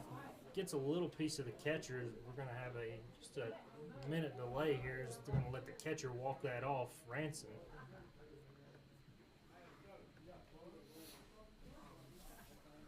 Like I said before we went to break, the movie The Rookie of the Year, I'm pretty sure that's probably where they're going to get the nickname from. The kid coming from the stands, broke his arm, and fires one into home plate from the outfield. Signs with the Chicago Cubs and becomes a elite pitcher. Same thing here with Carson Cohen. Coming in, juniors and seniors on the varsity team. coming in as a freshman and getting to pitch here and bringing the heat. Let's point out he came into that game with runners on, no outs. He threw 8 pitches. Exactly right. And watching his warm-ups, he was throwing them all in the dirt, but he settled down there and fired them in. Ball 2 there. Josiah Hodges. So Jarvis got ahead there. Jarvis got ahead first pitch on a foul ball, but hasn't found the strike zone yet. That's going to be called inside corner strike 2.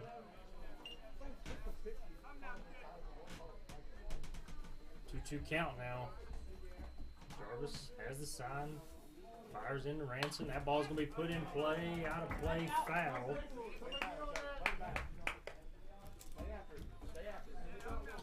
2-2 count here.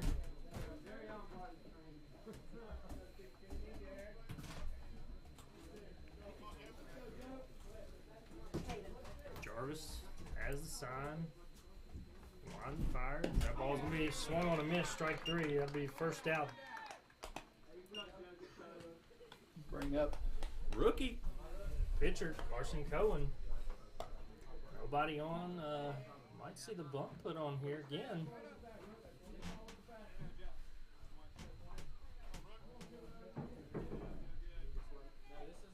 Jarvis on the mound, has the sign, winds and fires, and that ball's going to be taken right down the middle, strike 1.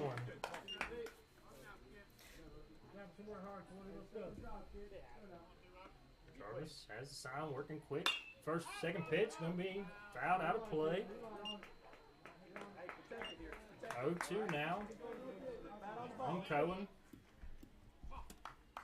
Jarvis already has the ball ready to throw it here. Looks into Ransom, has the sign, winds and fires. That ball's going to be popped up behind first base. First baseman makes a diving play. Foul territory. 2 outs there. Probably didn't need to dive on that one, but he did anyway. he did anyways, and Brown makes the catch. 2 outs. Brings it back to Hudson Box. Top of the order here. Jarvis has the sign, winds and fires. That ball's going to be outside, ball 1. So it gets us through, and even if you get an out here, you'll still be coming into the 6th through the heart of your lineup. So Jarvis looking into Ransom, has the sign, winds and fires. that's an 0 for 2 up to this point, but 2 solid contact outs. Let's go. Come on. And that's the first pitch I've seen in the zone from that Hudson Bogus did not swing at. So 1-1 count here to Bogus. Jarvis fires it in there. Bogus gets out of the way.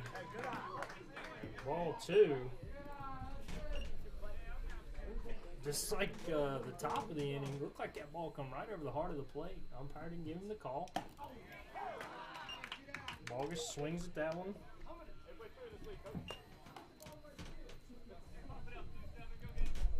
Two count here, 2 outs. Jarvis walking behind the mound, now on the mound. Bogus calls time here at the plate. Jarvis hasn't even stepped off the mound. He's ready as soon as Bogus steps in. Ball in play. Let's go. Jarvis has a sign, winds and fires, and that's going to be outside corner, strike 3. We'll go top of the 6th inning. Still your score, 3-2 in favor of the Irish.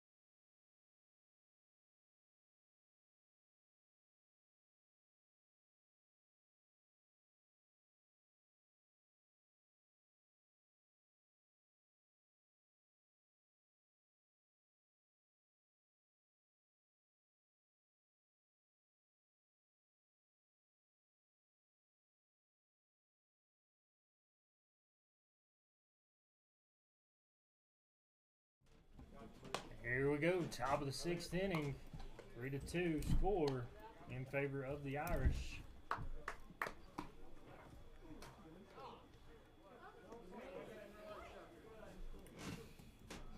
We're going to have the top of the order coming up for the Irish.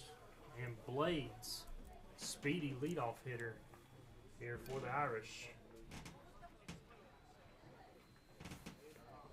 Like we said, Cohen come in the top of the 5th inning with nobody out, runners on 1st and 2nd. Only threw 8 pitches. Got him out of the inning. 1, 2, 3 there.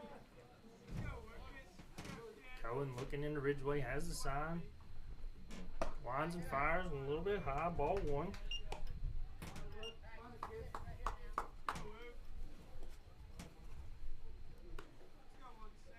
Cohen has the sign. Lines and fires a little low. Ball 2.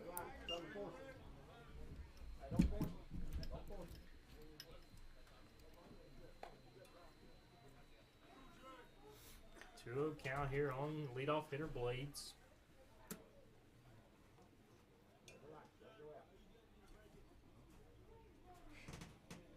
Blades at the plate there, fixing his shoe, fixing his pants. Steps back in the box, now we're ready. Cohen, back on the mound. There's the sign. Lines and fires, that's going to be low, ball 3. Automatic. Here's the third base coach here for Charleston Catholic. Yell to Blades automatic. Cohen. Lines and fires. That's going to be called strike 1. Ball was right across the numbers there. So 3-1 count now on Blades. Cohen. Lines and fires. That ball's going to be put in play. Foul. Cohen back in the count here. Full count now.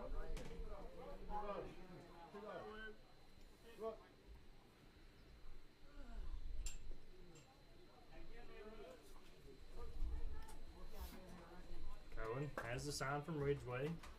Lines and fire. That ball's going to be a little high. Ball 4.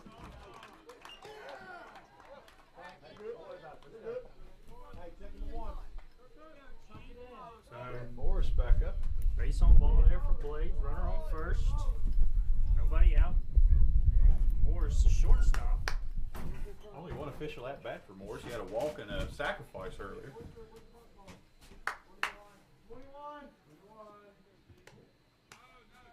No hits tonight. Cohen has a sign. Steps off.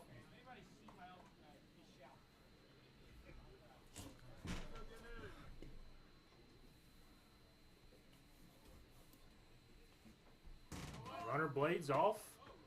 Ridgeway fires it down there. And Blades will be in safe at second base. Good throw there by Ridgeway. Just Blades has a little bit of speed on the base paths. Ball 1 here to Morris. Cohen lines and fires. Ball's going to be put in play. Foul. 1-1 count now.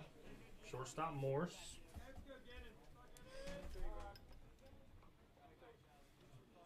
Time here.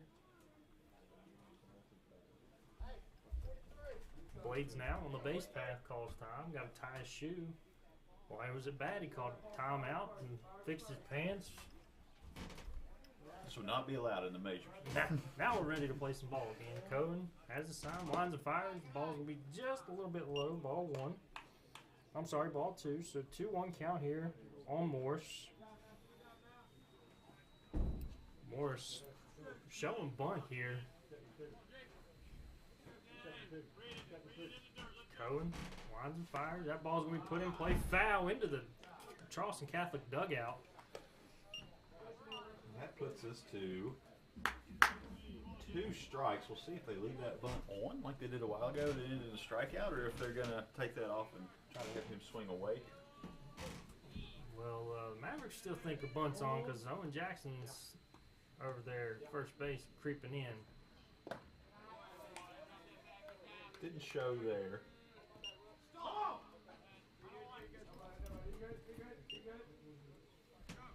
Ball's thrown away there.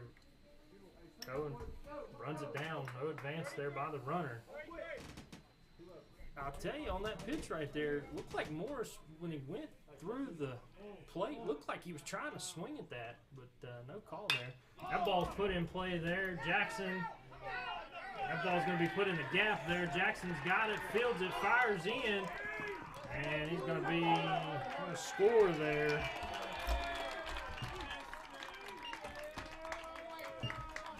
RBI double there by Morris.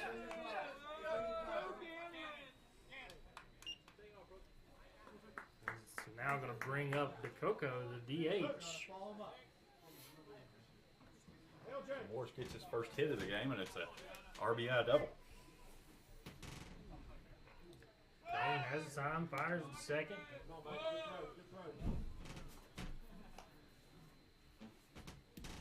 Morris back in there easily. Cohen back on the mound. Has the sign he wants from Ridgeway. Winds and fires. That ball is going to be strike on the outside corner. 0-1 count here too.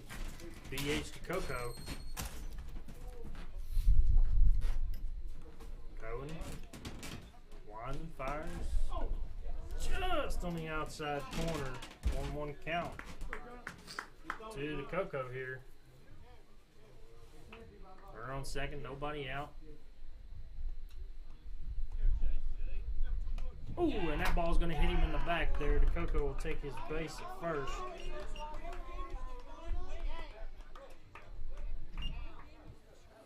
Runners on first and second now, nobody out. That's going to bring up the center fielder, Tawny.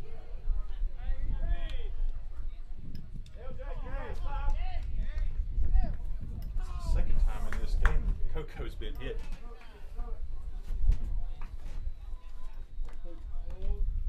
Cohen lines and fire, and that's going to be called strike.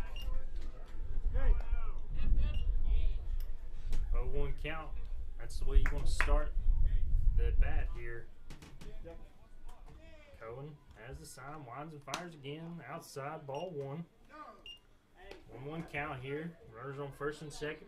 Morris on second. DeCoco on first. Cohen has the sign he wants from Ridgeway. Looks back at Morris at second. Comes to the plate, winds and fire. That ball's going to be low in the dirt. Scooped up there by Ridgeway. 2-1 count now. On the center fielder, number 4 hitter, Tawny.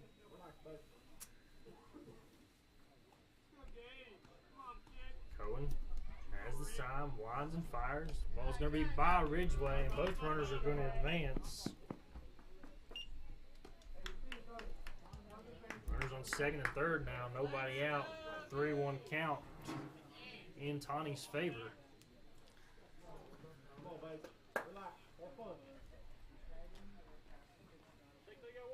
Cohen winds and fires. That ball's going to be strike 2. Full count here. Just needs to come right after this guy. You come right after him. You got the third baseman Reynolds on deck. Cohen winds and fires. That's going to be outside ball 4. That's going to load the bases. Mound visit. Doesn't look like it. Base, and there you called it. Yeah, I think you kind of have to right now. Just go down there and settle your freshman. Oh, and we have Caden Lowe's going to be coming out. So it's going to be a pitching change. So we'll be right back.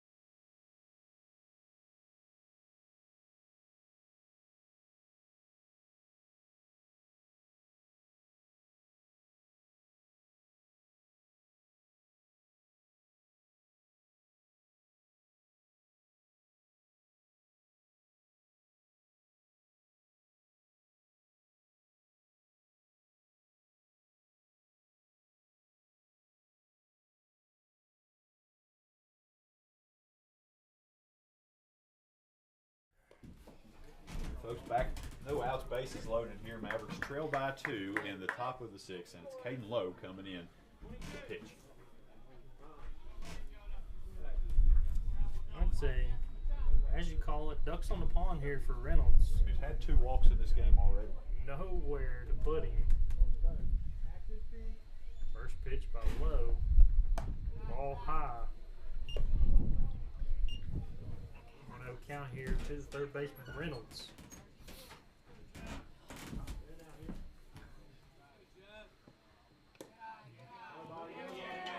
Ball 2 there to Reynolds. I'd say nowhere to put him. Lowe needs to find the strike zone right here.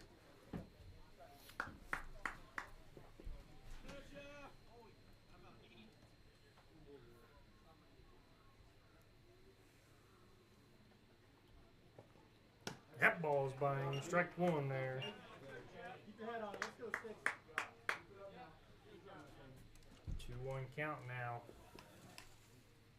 on Reynolds. Low lines and fires. That ball is going to be called. Strike 2. We've seen Lowe come in and relief a few times this year. He's been quite effective. Had some arm tightness earlier in the year. That looks like it's taking care of itself now, though. 2-2 count here on Reynolds. Low winds and fires. That ball's going to be put in play. That ball's going to be. I'm going to tag him there. Tag the plate at home. And throw to first.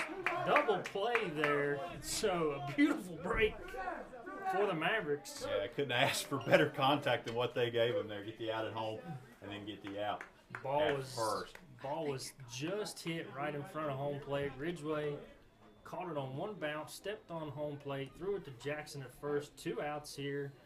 Runners now on 2nd and 3rd. And you got a good hitter coming to the plate in Ranson. Yeah, Ranson, 2 for 2 today, 2 RBIs. Lowe fires the first pitch just outside ball 1.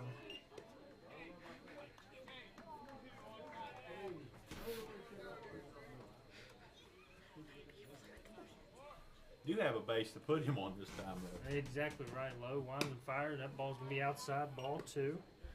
Yeah, Ranson has done the most damage of anybody to you tonight. I don't think you want to give him anything to put in one of these gaps. Be careful with him. You'll be facing a Lara after him. Exactly right. Low winds and fires. It's going to be high ball 3. And if you're Caden Lowe, I think that's probably what you want to do. Just look at the umpire and say, go ahead and put him on ball 4.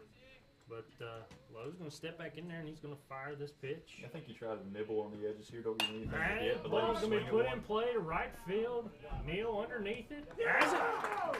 And just kind of like we said, don't give him the one to groove that he can drive. Try to get him to pop up, do something like that, and nibble on the edges, and Lowe gets out of the inning. Yep. Nobody crosses.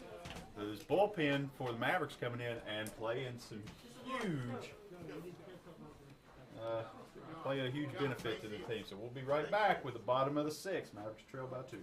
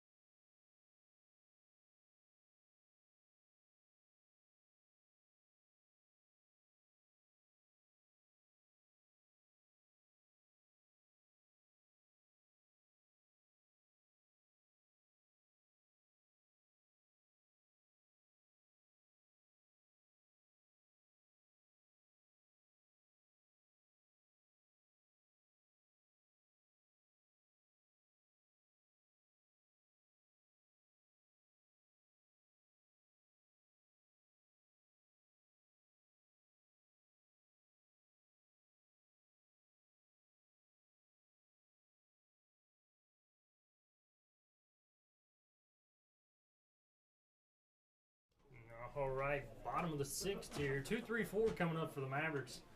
Beautiful inning of work there by Caden Lowe coming in relief. Coming in with bases loaded, nobody out.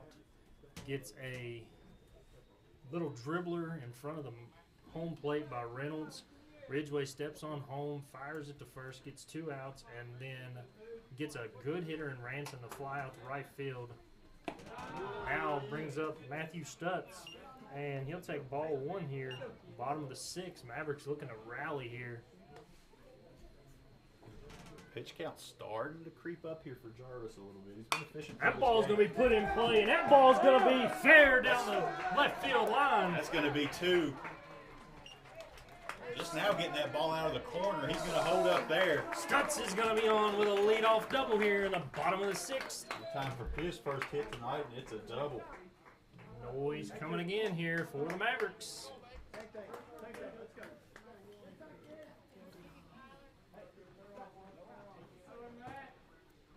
Ridgway last time up hit a ringing double in the gap to right and center field. Ridgway has a chance to drive his run in. Jarvis looking into Ranson.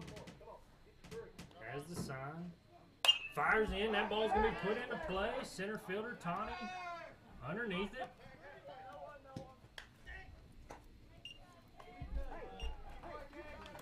One pitch, 1 out there on Ridgway. Runner on second base and Stutz. Now you're going to have Luke Fraley coming to the plate. Fraley's due for a hit here tonight. Fraley started 2 for 2 the other night with 4 ribbies. I think he's had a hit tonight, but he's due for one right here. Jarvis has the sign, winds and fires. That's going to be just low. Ball 1.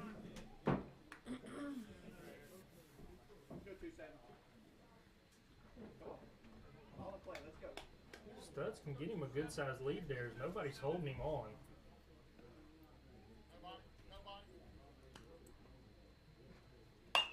Fraley puts the ball in play. That ball's going to be caught there by the left fielder. Solid contact from everybody in this inning. Just 2 of them went right at outfielders.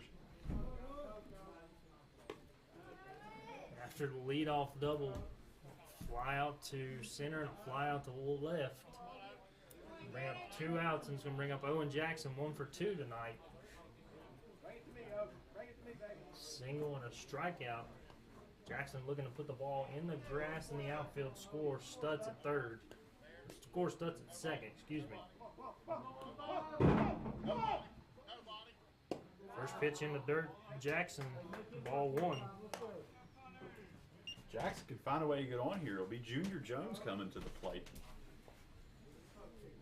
Jones sacrifice fly his last time up. Stutz could get a walking lead to third if he wanted to. Shortstop not even holding him. Ball 2 there to Jackson. 85 pitches now for Jarvis.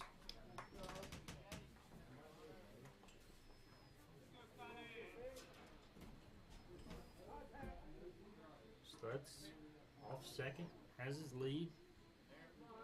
Jarvis winds and fires. That ball is going to be taken at the knee, strike 1.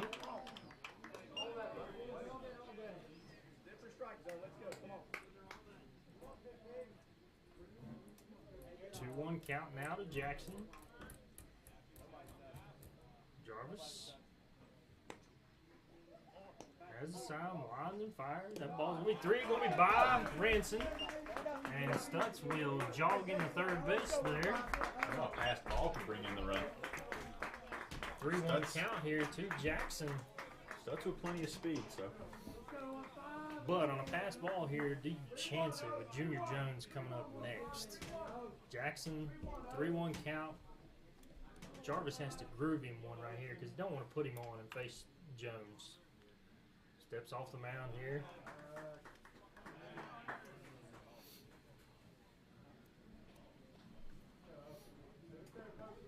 Seven pitches already here. So got to be starting to tire. Jarvis has the sign, lines and fires. That ball's going to be put into play at the shortstop. Shortstop boots it. Fired over to first, and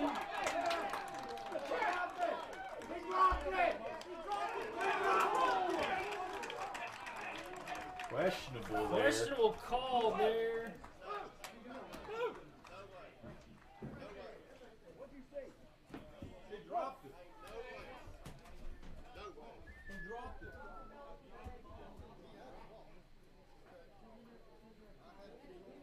Give me a ball. Give me a ball.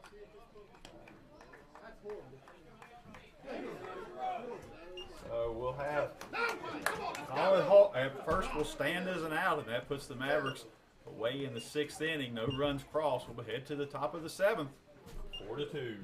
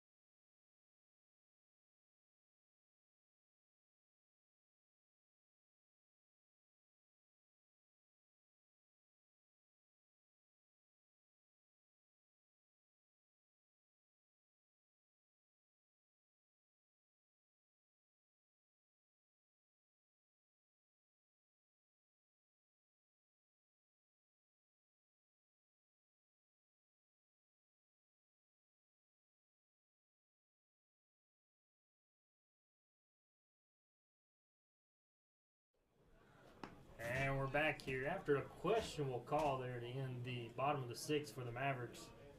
We're going to have Laura coming to the plate in the top of the 7th.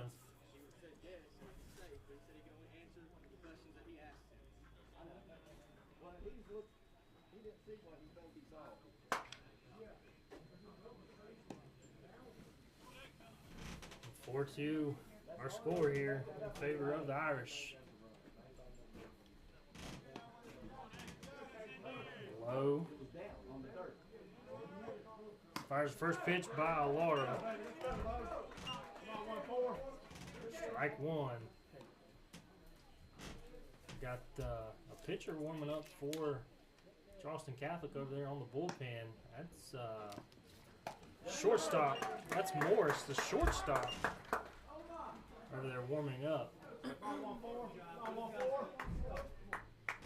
0-2 count here on Alara. Low looking into Ridgeway, has the sign he wants. Lines and fire. That's going to be just a little bit low. 1-2 count here on Alara. That's number. Charleston Catholic has 7, 8, 9 at the dish. That ball's going to be put in play to the third baseman. Fraley makes the play, fires over to first, and got him at first. One down will bring up Tyler Brown. Mavericks, if they get out of this clean, they'll be going into the bottom of the 7th with a chance to find some runs and win this thing in walk-off fashion. Wouldn't that be nice? Walk-off against the defending state champs. Brown now at the dish. First pitch from Lowe. Going to be called. Strike on the inside corner for the left-handed batter, Brown. 0-1 count now. Lowe working quick here. Lowe has the sign. Lines and fires. A little bit high. Ball one. 1-1 count now on Tyler Brown, first baseman.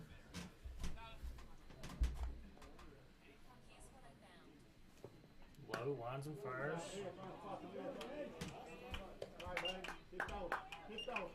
Inside, 2-1 count.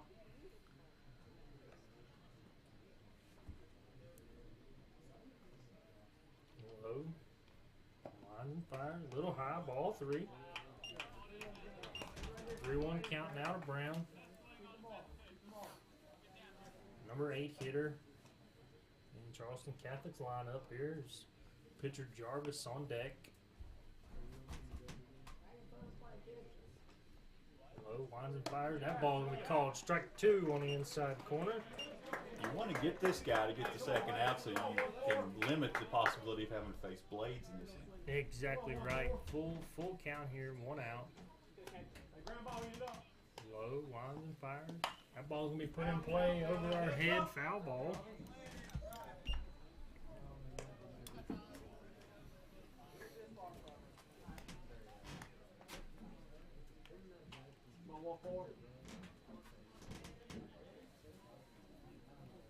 Low back on the mound after that foul ball. It's in the Ridgeway, winds and fires, and that ball's gonna be put in play to the gap. And Hodges, over the head of Hodges. Hodges has it, he fires it in. And be a double there for Tyler Brown.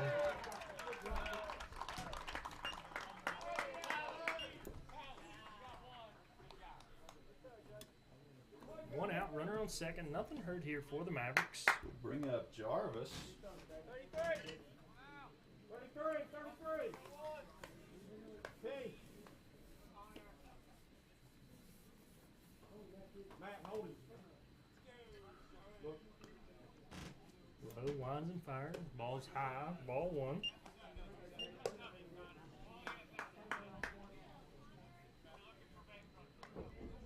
Jarvis 0 for 3 in this game, so we'll go after him. Set this up. Low, winds and fires. That ball's going to be put in play, and that ball's going to drop. Up. Nobody on first to go into the rundown. Runners on the corners now. The ball Good. just about 2 inches too short for Luke to have made that Good play. effort there by the center fielder, Luke Jackson, but just off the heel of his glove. Brings up top of the lineup with blades. We have a courtesy runner there for the pitcher, Jarvis. Double On play in first and order. third. I think it's going to be kind of hard to double up blades. We've seen he's got some wheels. And if I had to guess, I would say Charleston Catholic's going to be aggressive on the base path and send that runner from first. Low has the sign. Fires over. He's back in there safely.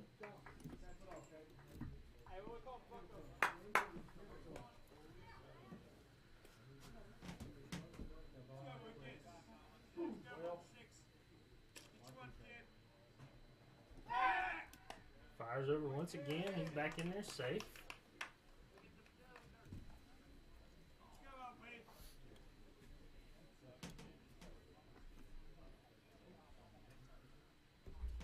Low looking in. Fires to the plate. Outside. And he'll take the stolen base there.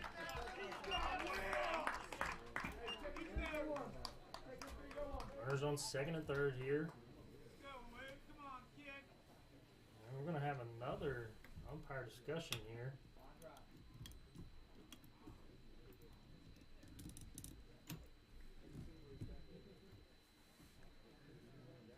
Looks like they would check to see if the batter went around on that pitch.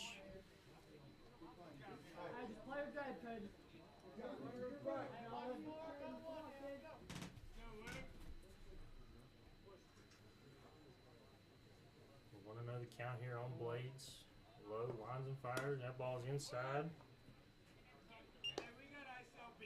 Unorthodox here with 2 over the count runners in run scoring position. You may want to put this guy on and set up the force at any base with 1 out.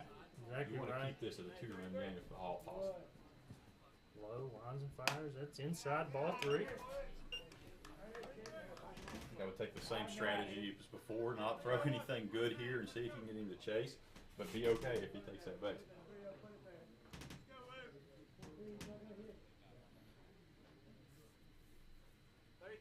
Lowe has what he wants, winds and fires. And the dirt ball 4.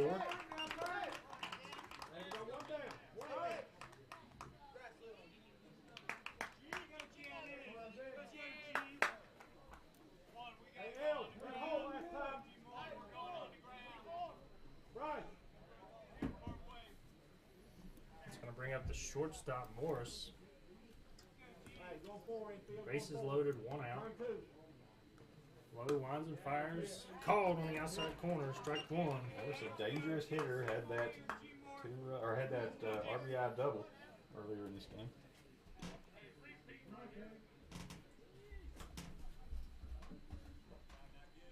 Lowe winds and fires. Called, strike 2 on the outside corner. It's possible Caden Lowe just pitches better with bases loaded. We saw this in the earlier. Possibly. Some football players need to get hit before they can start playing good in the game. Sometimes maybe a pitcher needs a little pressure on him from the bases. Ball's thrown over the head there. Not gonna chance it. Gonna bounce right back to Ridgeway. No advance on anybody. Charleston Catholic feeling good about their position with bases loaded and 1 out. They're not going to risk an out at home. Exactly right. You got the number 2 hitter Morris, and then you got your DH, DeCoco, on deck. Not a lot of room behind this backstop either, so limited what you. Lowe has the sign, winds and fires. And that's going to hit him, and that's going to bring in a run. Not what you wanted to see there. It's not what you wanted. Had 2 strikes on the batter and then hits him in the back. Not what you wanted right there. Got to shake it off here and get you some outs right here, right now. Close the damage. No more runs scored. Get in the bottom of the 7th and have a 4-run rally and walk it off here. Got to start right here though. Caden Lowe winds and fires to the Coco. And that ball's going to be put up middle. That's probably going to score 1. That's going to score 2 there. Just outside of Hudson Boggs' glove. That's actually Peyton Gardenier. Gardenier in the second, yep.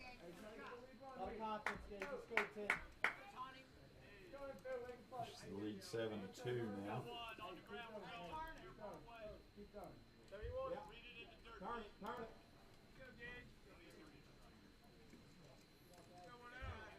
He's up Tawny. First pitch outside corner, strike 1.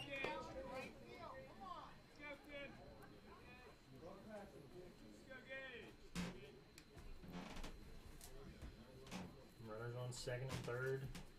1 out. Lowe winds and fires. Just a little bit low.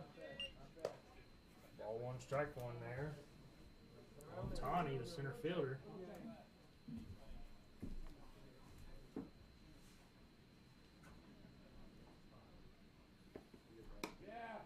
Caught just outside, ball 2. Good spot. Good spot. Throw it there, dude. Throw it there, dude.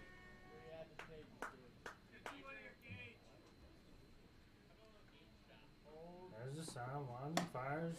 Called on the outside corner this time, strike 2. 2-2 count now on Tawny.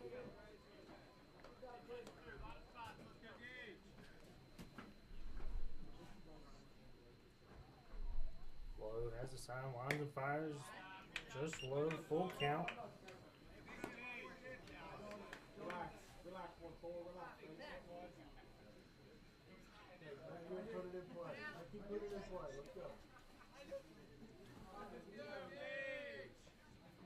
Let's suck it up, D.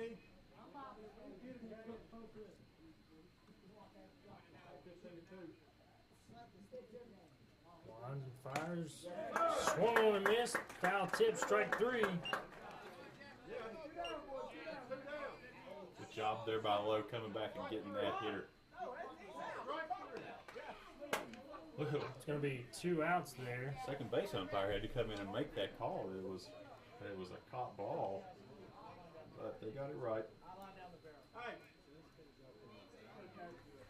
up Reynolds. If anything, you want to get Reynolds here because you do not want Ransom coming to the plate one more time. That's right.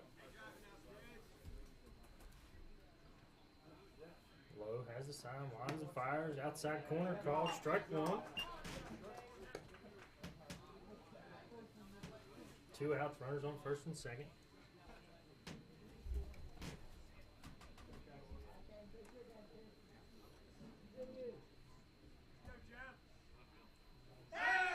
Fires over to first. And DeCoco's back in there safely.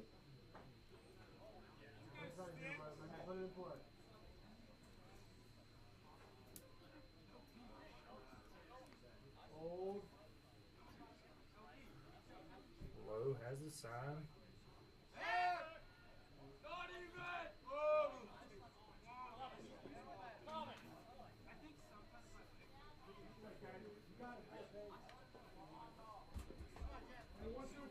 Steps off the mound there. Both runners back safely. Lowe back on the mound here. 1 count to Reynolds. Lines and fires. That ball is fouled off. Strike 2. 0-2 count now on Reynolds. Runners on first and second. Charleston Catholics push their lead up 7-2, and that's all you can really hope for going to the bottom of the 7th. Can't have any more runs come across here. There's 3 runs in this inning. Lowe's done a good job. Several of those runs came from just inches. The ball that dropped in center field and the ball that got by second, those were just inches away from gloves. And that ball's going to get by the catcher. Both runners are going to advance. 1 or 2 now. Oh, no, I'm sorry. Runner on second advances. Runner on first is just standing there having him a cup of coffee still on first base. Yeah, he must have been having a conversation with somebody over there down that fence line.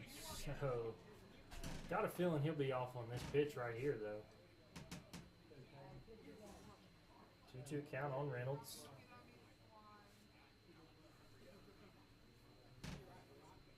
Lines and fires. That's going to be outside, ball 3.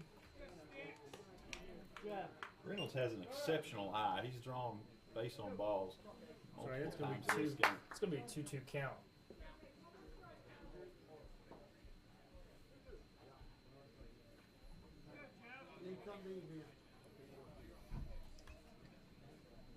Two count here as Lowe gets ready. Chance to get out of this. 2 balls, 2 strikes, 2 outs. Runners off. That's going to be outside, ball 3. And DeCoco will go from first to second on the indifference. Like I say, you want to get Reynolds right here. You definitely do not want to bring Ransom to the plate with the bases loaded. Catcher 2 for 3 tonight on deck. Has put the ball in play all 3 times. Good hitter at the plate on deck. Lowe winds and fires. That ball is going to be just outside, ball 4.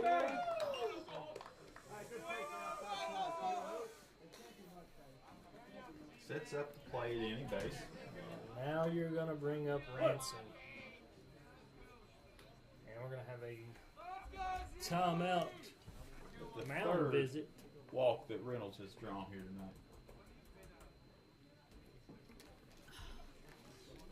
All of them have been in big spots. Didn't have Feimster warming up here. See if they're going to keep in Lowe or they're going to bring in Feimster. And it looks like they're going to keep in Caden Lowe. Yeah, quick visit. You're going to stick with your junior here and trust that he gets this out.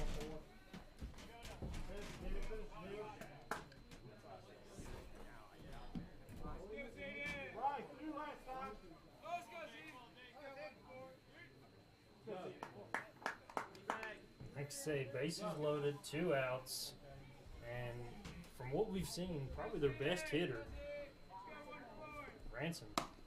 First pitch by him, strike 1. Yeah, nowhere to go. Lowe just has to come after him. Challenge him. Last time Ransom was up, he hit a deep fly ball to right fielder Bryce Neal got underneath it to end the inning. Outfield playing deep. Second pitch on the outside corner. 0-2 count now. So now you can try to get him to chase. What do you come with, Jeremy? I probably come with the up over his head fastball here. See if he'll go for one above his head. Got to get it up though. And he's going to put it in play. Shuffles. Shortstop over to Stutz over to Gardner, and that's the third out. Bases loaded threat doesn't come to pass. They do push 3 across, 7-2 as we go to the bottom of the 7th. Mavericks with one more shot here. Stay tuned. Be right back.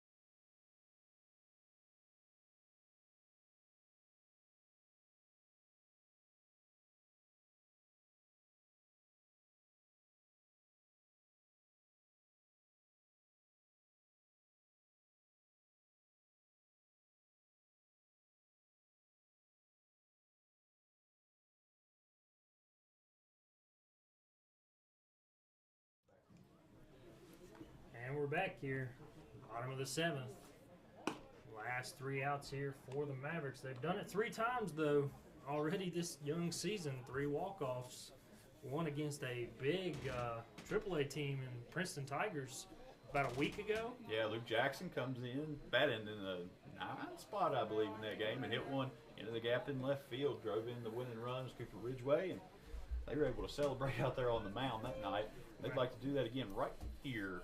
They need 5 runs to tie this up. Like I say, I'll tell you right now, Boomer, my coaches back in high school, Coach John Mustang and Coach Nick Newberry, always told us if we got 1 out, fight to the last out. And here we go. Junior Jones stepping to the plate here. First pitch called inside corner, strike 1. Mavericks unhappy with the strike zone here tonight, thinking that they're getting caught on the inside and low on that plate and not getting caught on both sides. Second pitch is going to be fouled out of play.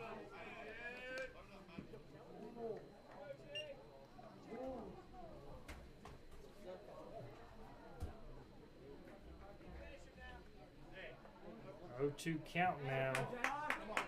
This is Gannon Morris pitching, by the way. Jarvis has moved into right field.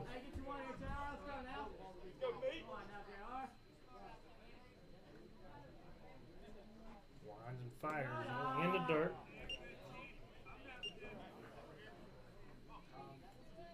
One and 2 count now.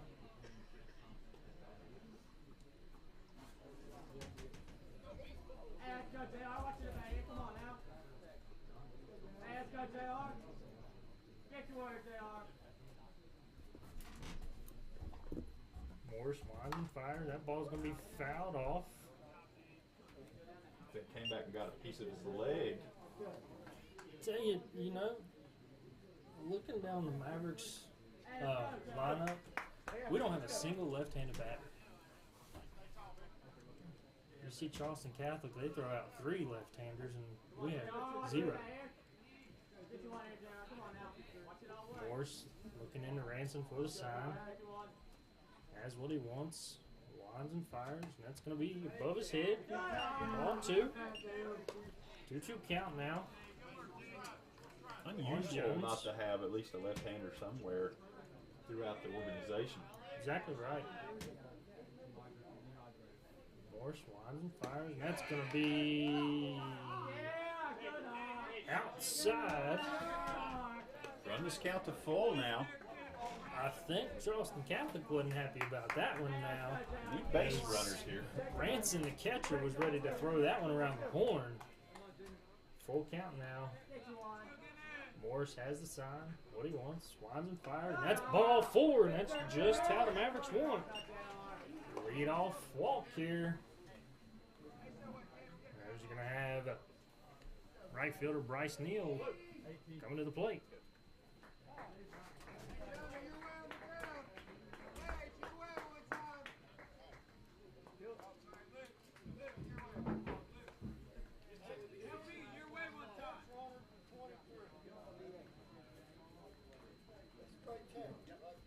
Pitch runner coming in for Junior Gonna Jones. be- Now, he had DH, so the thought there, get your runs, and you don't have to worry about having your DH again. You get in this here. Going to be a straight change there, so now Luke Jackson will bat for himself in the 6th spot. Jackson off. Ransom fires it in there, and he is safe. Awkward slide there. Kind of landed hard. All right. Wasn't able to tell what that first pitch was. Let's go, 9. Bring him around, 9. Hard shot. Bring it to me. Let's go.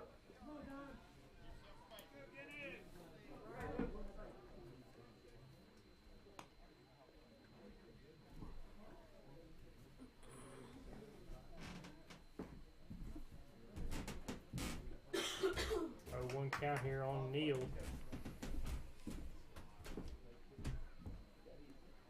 Let's go, Bryce. Get you one here. Come on now. Watch it. I'll wait to bat, Bryce. Good. Come on now. Get you one, Bryce. Come on now. Hey, no outs. Swung on there, strike 2.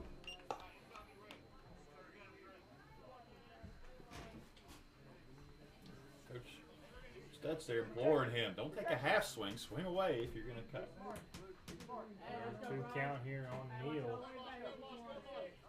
Morse fires outside. Good job. 1-2 count now. Load up quick. On deck, you have left fielder Josiah Hodges. Neal looking to put the ball in play here, get some runners on base. Morse has the sign what he wants, winds and fires, and that ball will be put in play to the pitcher. And we're going to be in a rundown here with Jackson.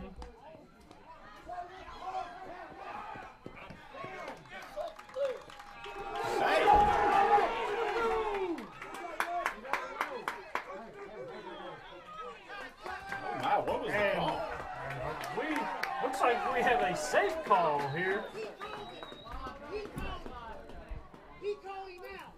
I pointed at it immediately.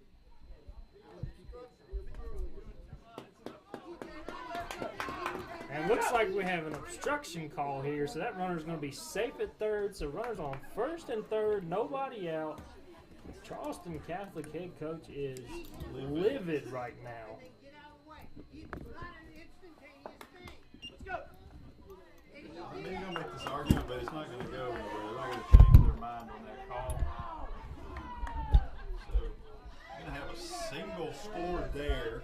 It would have been an out on. Go. Get him now. Get him in. We're gonna What a call error. that a fielder's choice. Well, yeah, possibly, because he could have gone to first. Yeah, So he we'll could have call went to that- first on yeah. that one. Call that a fielder's choice.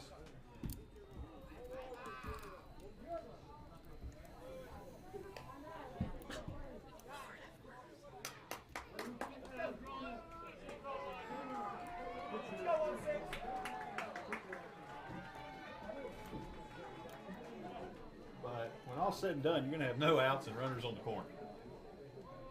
And we're gonna have number 8 hitter, Josiah Hodges, left fielder, coming to the plate. A bit of luck coming the Mavericks' way. Morse has the sign. Lines and fires. That ball's going to be put in play there. Reynolds can't handle it. Fires to first, and he's safe there. That ball gets away. You can have runners on the corners. Runners on the corners with nobody out. Hodges with a sharp hit there. You'll call that a hit infield single from Hodges. That ball ate up the third baseman. He wasn't able to make the play anywhere. Just on the speed that ball was hit on. Now, we're going to have Caden Lowe, the pitcher, coming to the plate with runners on first and third. Still nobody out for the Mavericks. Morris has the sign what he wants. Hodges is going second. Lowe bunts it foul. Hodges was almost standing on second base after that pitch. Like I say, runners on first and third with nobody out. Number 9 hitter, Caden Lowe. At the plate here, you know, on deck here, you're going to have a decision to be made with Peyton Gardner on the on-deck circle. Good move to first. If he'd have thrown that to the inside of the bag, that would have been out. You have Peyton Gardner on the on-deck circle, but you can re-enter Hudson Bogus. So you have a decision to make depending on what Caden Lowe does here. 0-1 count here on Lowe, and he's going to fire it over again, and he's going to be safe once again. Working there, Josiah Hodges working the pitcher Morris.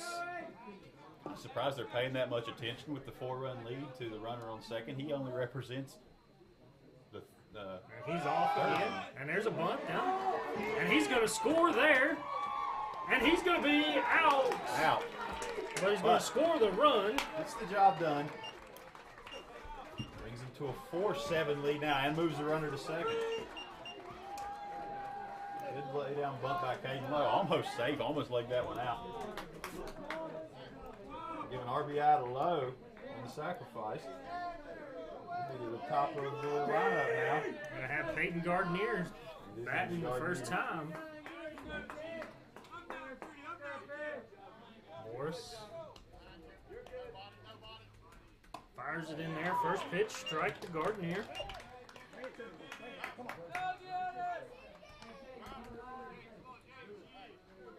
Got really good wheels there on second base, and Hodges. Shortstop creeping in, not there.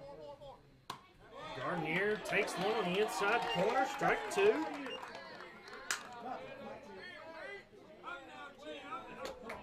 Protected here. Let's go. 0-2 count now on Gardner.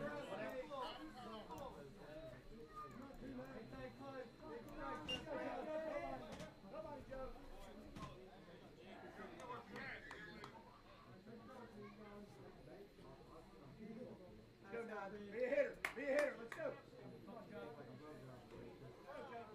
Got time there by the batter Gardner.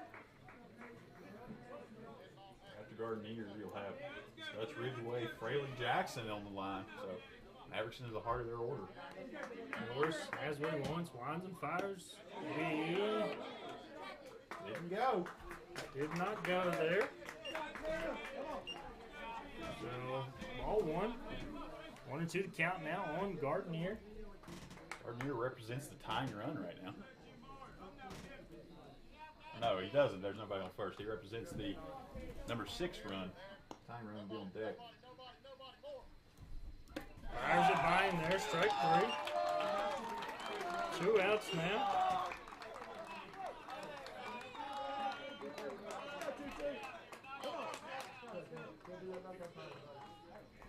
Stuts up, and this is the heart of your lineup with 2 outs. Rally on 2. He put a double down the left field line last time up. Morris has a sign what he wants. Winds and fires inside, ball 1. And now the Mavericks need another base runner.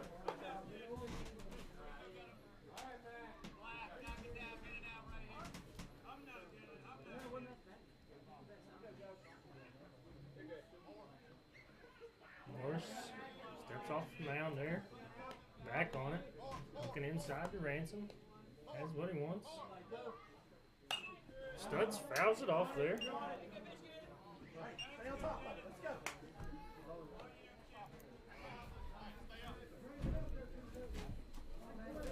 1-1 count now on Stutz. Morse looking into Ransom here.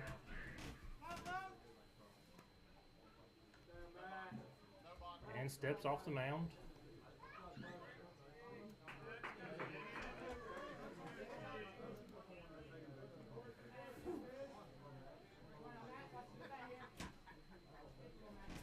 Morse back on the mound. Fires in the second base, and nobody was there in the shortstop. Blades comes out of nowhere. Make sure that ball doesn't go into center field. Don't fully understand the strategy of throwing back as much as they have with the 3-run. I mean, that runner doesn't hurt you even if he scores. Exactly right. 2 outs, and 1-1 count here on Stutz. Morris has the sign. Fires in there, low, ball 2.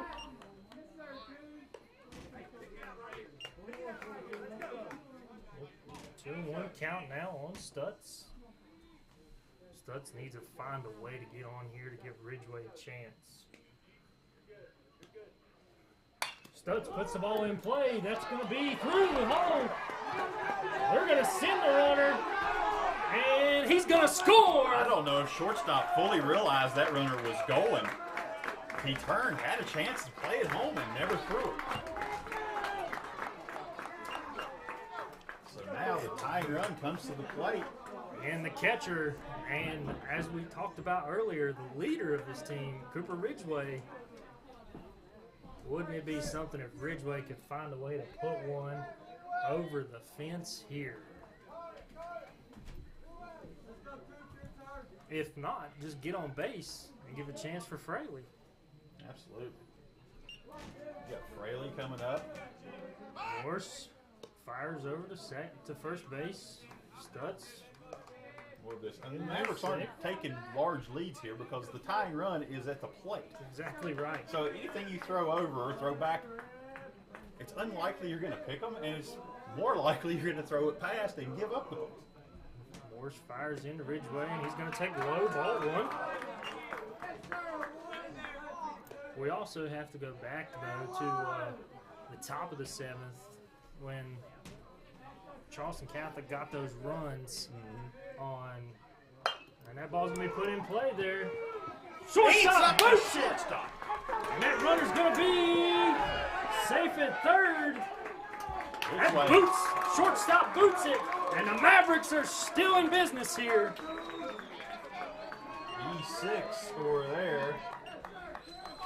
But again, runners on the corners. The winning run coming up in or Luke Fraley right now.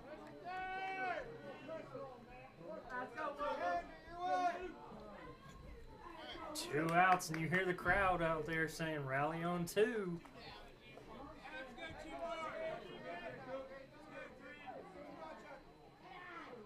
Here we go, Morris.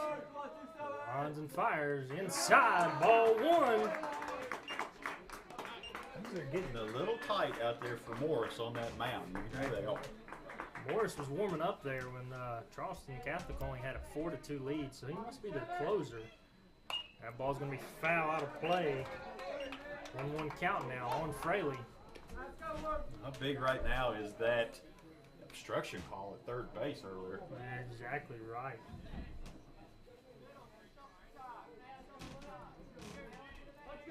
Morris has what he wants from Ransom. Lines and fires, and that ball's going to be thrown down to second. Stutz coming home, and he's going to score!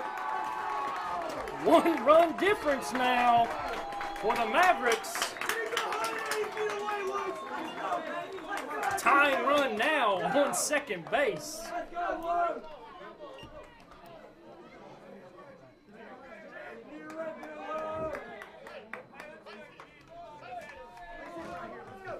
Nice hit to tie this game. 2 outs. Ridgeway will have a start on contact.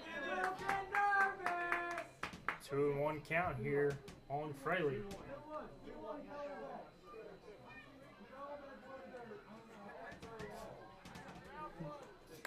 It's 4 balls. Umpires getting together to check their count. It's going to be 2-1. Let's go, Luke. Hey, Ninja, Luke.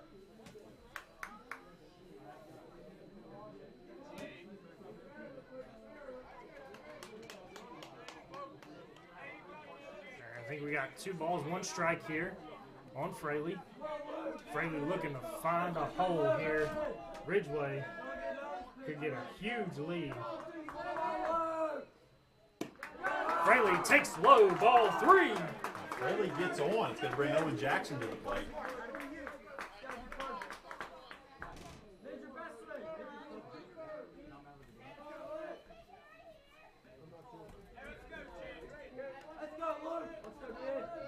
Morse, 1 fires, and called strike 2. Full count, 2 outs. Tying run on second base. Morse looking in to Ranson for the sign, has what he wants. Ridgeway off second base. Morse fires it in there, and that ball's going to be put in play. Going to be to the shortstop. Shortstop fires, and that ball's going to be thrown, and runner's going to score! And it's a tie ball game here for the Mavericks. They've come all the way back from a 7-2 deficit, and it is now 5 runs here in the bottom of the 7th, and it is 7-7 here with the winning run on first base. It is a single by Fraley and a run on the throwing error. Ties it 7-7. Mavericks have come all the way back and tied this game. Amazing 7th inning here for the Mavericks, and they're not done yet. Owen Jackson coming to the plate. We've seen him make some hard contact this far. A gapper, you know, and hey, there's plenty of speed there on first base. You expect they're going to be aggressive here. Exactly right. I don't know if you're going to be too aggressive, though, because Ransom does have a good arm, but I'm going to tell you, he hasn't thrown a single runner out still in a bag today. That's right. His arm has been good. We talked about it, but he hasn't been online.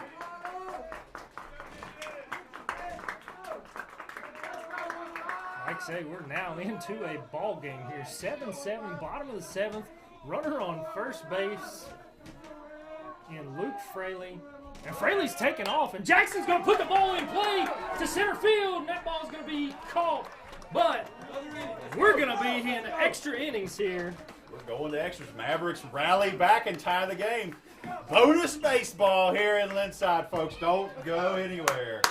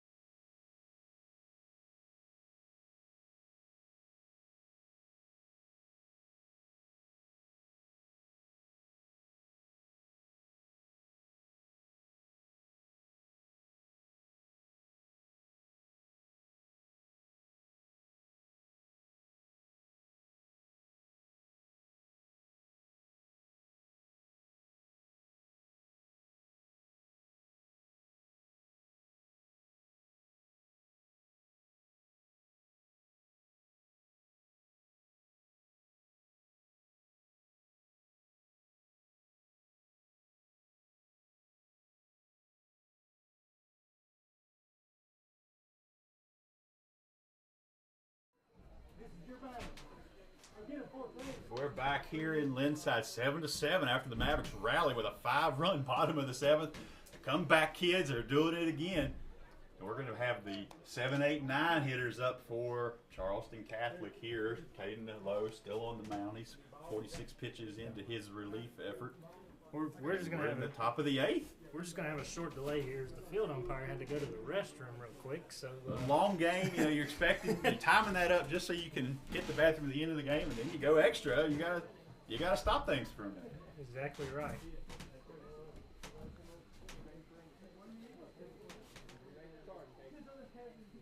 Mavericks just battled and battled and battled back. Did some of that damage with 2 outs.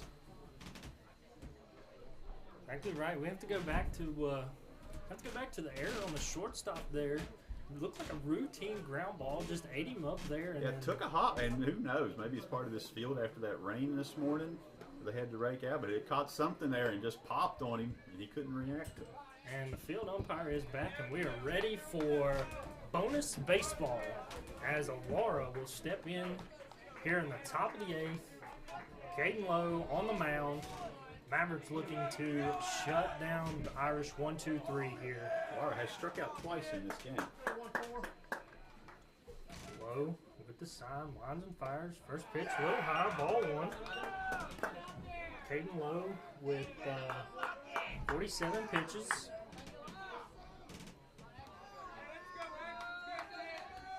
Lowe has the sign, lines and fires. That ball's by him, strike 1. 1-1 count now on Alara. Get your front foot set early. Get out of the hand.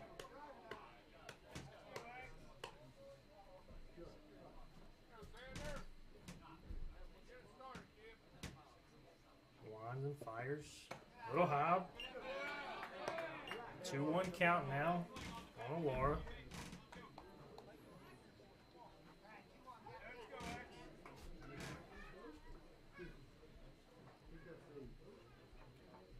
Low.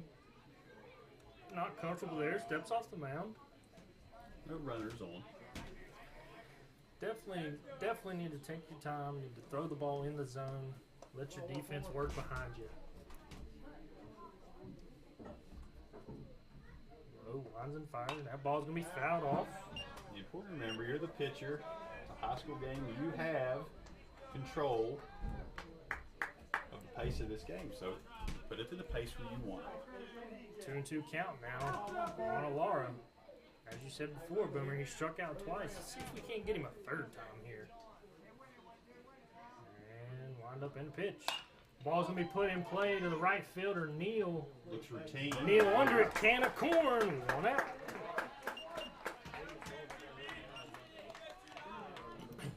Next up is going to be the first baseman, Tyler Brown. Brown, last time up, had a double into the gap. I think it was actually over the left fielder's head, Hodges. Brown, one of those left-handed hitters we talked about.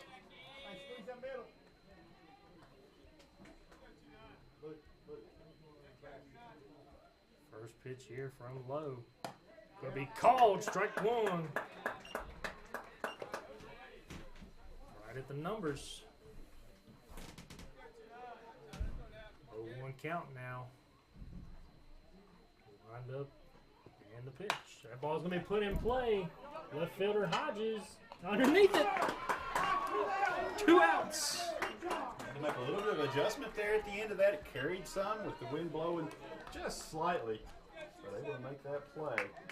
Now you're going to have the starting pitcher, now right fielder, Connor Jarvis, coming to the plate. 2 outs. You definitely want to get this batter right here because you do not want to get back to the top of the order. First pitch there, a little outside, ball 1. Jarvis 1 for 4 to this point, has a strikeout earlier.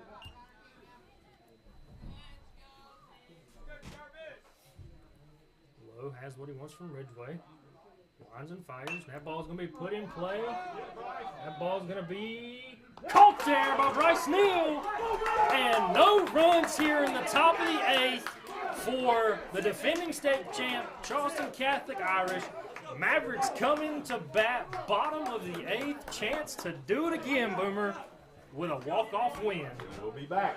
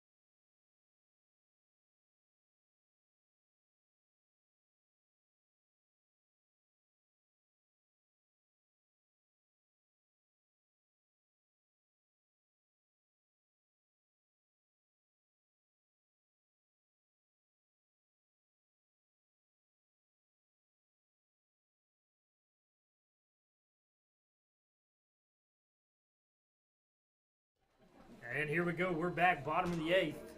Luke Jackson stepping up to the dish here.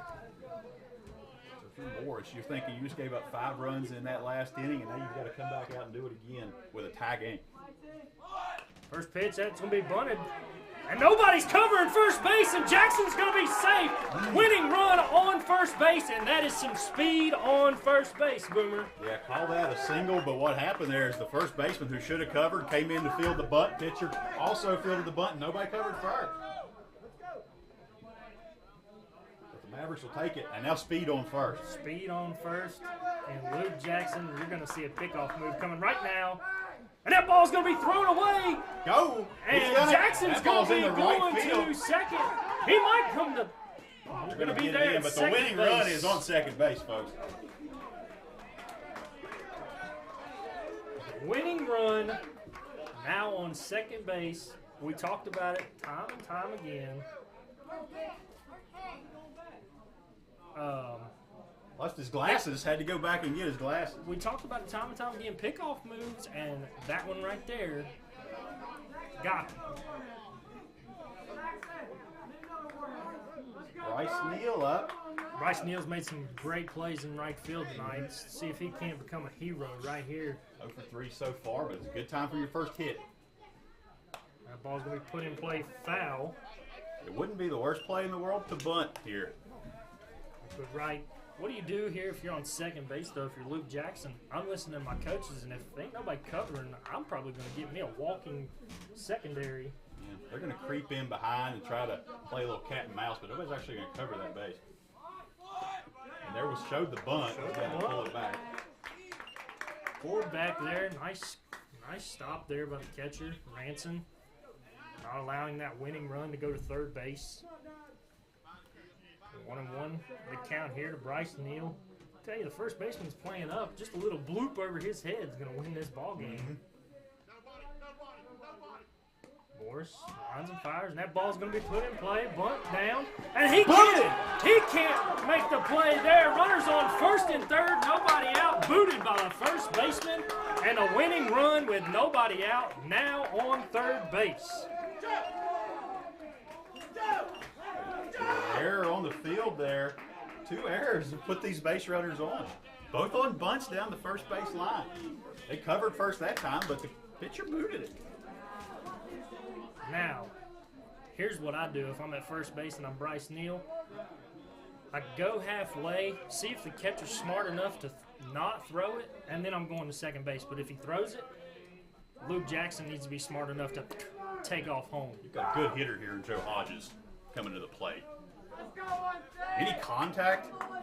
Now look how short they're going to give up the win on anything hit deep. They want to try to make that throw to home on anything short. The ball's going to be in play, and it's going to be foul, bunted foul. That was set up. He was running on the pitch.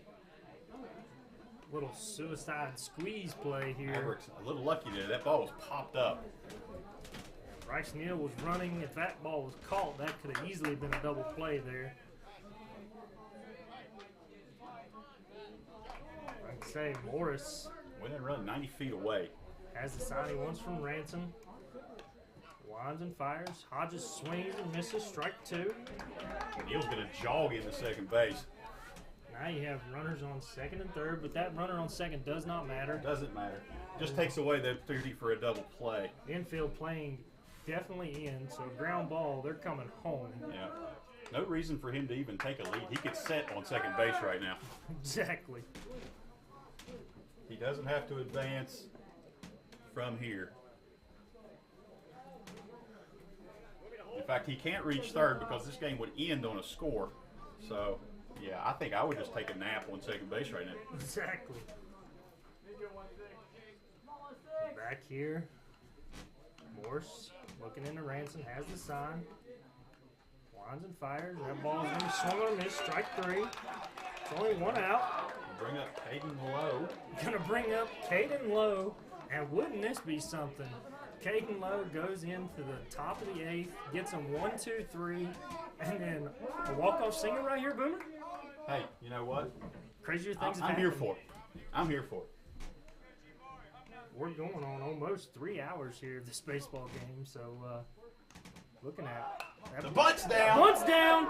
Jackson's going to slide. He's in! And that's going to be a walk-off win once again for the Mavericks. Drops the bunt. Luke Jackson with his first at-bat of the game.